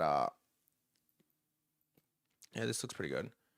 You remember when that private security company dropped and everyone freaked out? It was like, oh my god, it's so dystopian. It was like a private armed security, like private armed militia or something. You remember this?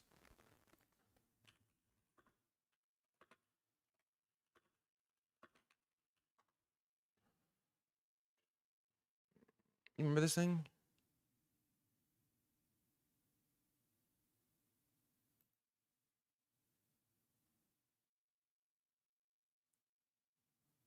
What was it called? Fuck. Eric Prince? Maybe. Go down. I think that was it. Oh, fuck.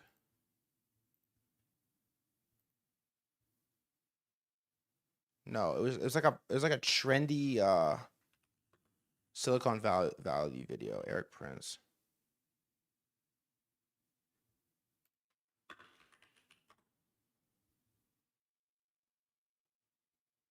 No. This? Oh, this. Yes. Rent a Cop. Yes. Yes.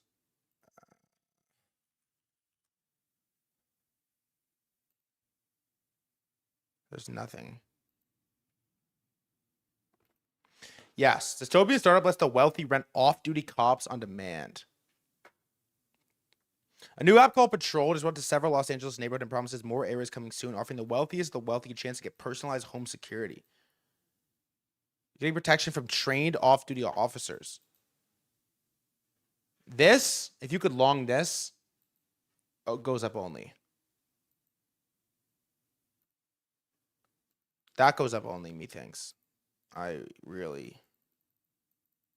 Dystopian top? Nah, brother. It just gets more.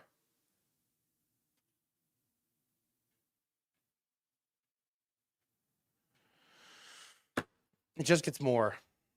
Anyways, Jack. Oh God, Tristan Thompson tweet. I had to take the jersey out of the stream room. When robotic security? Probably actually soon.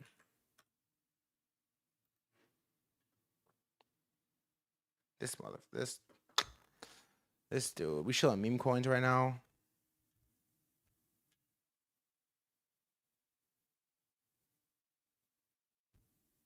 Who's running his account? Dude, I think it might be him, bro.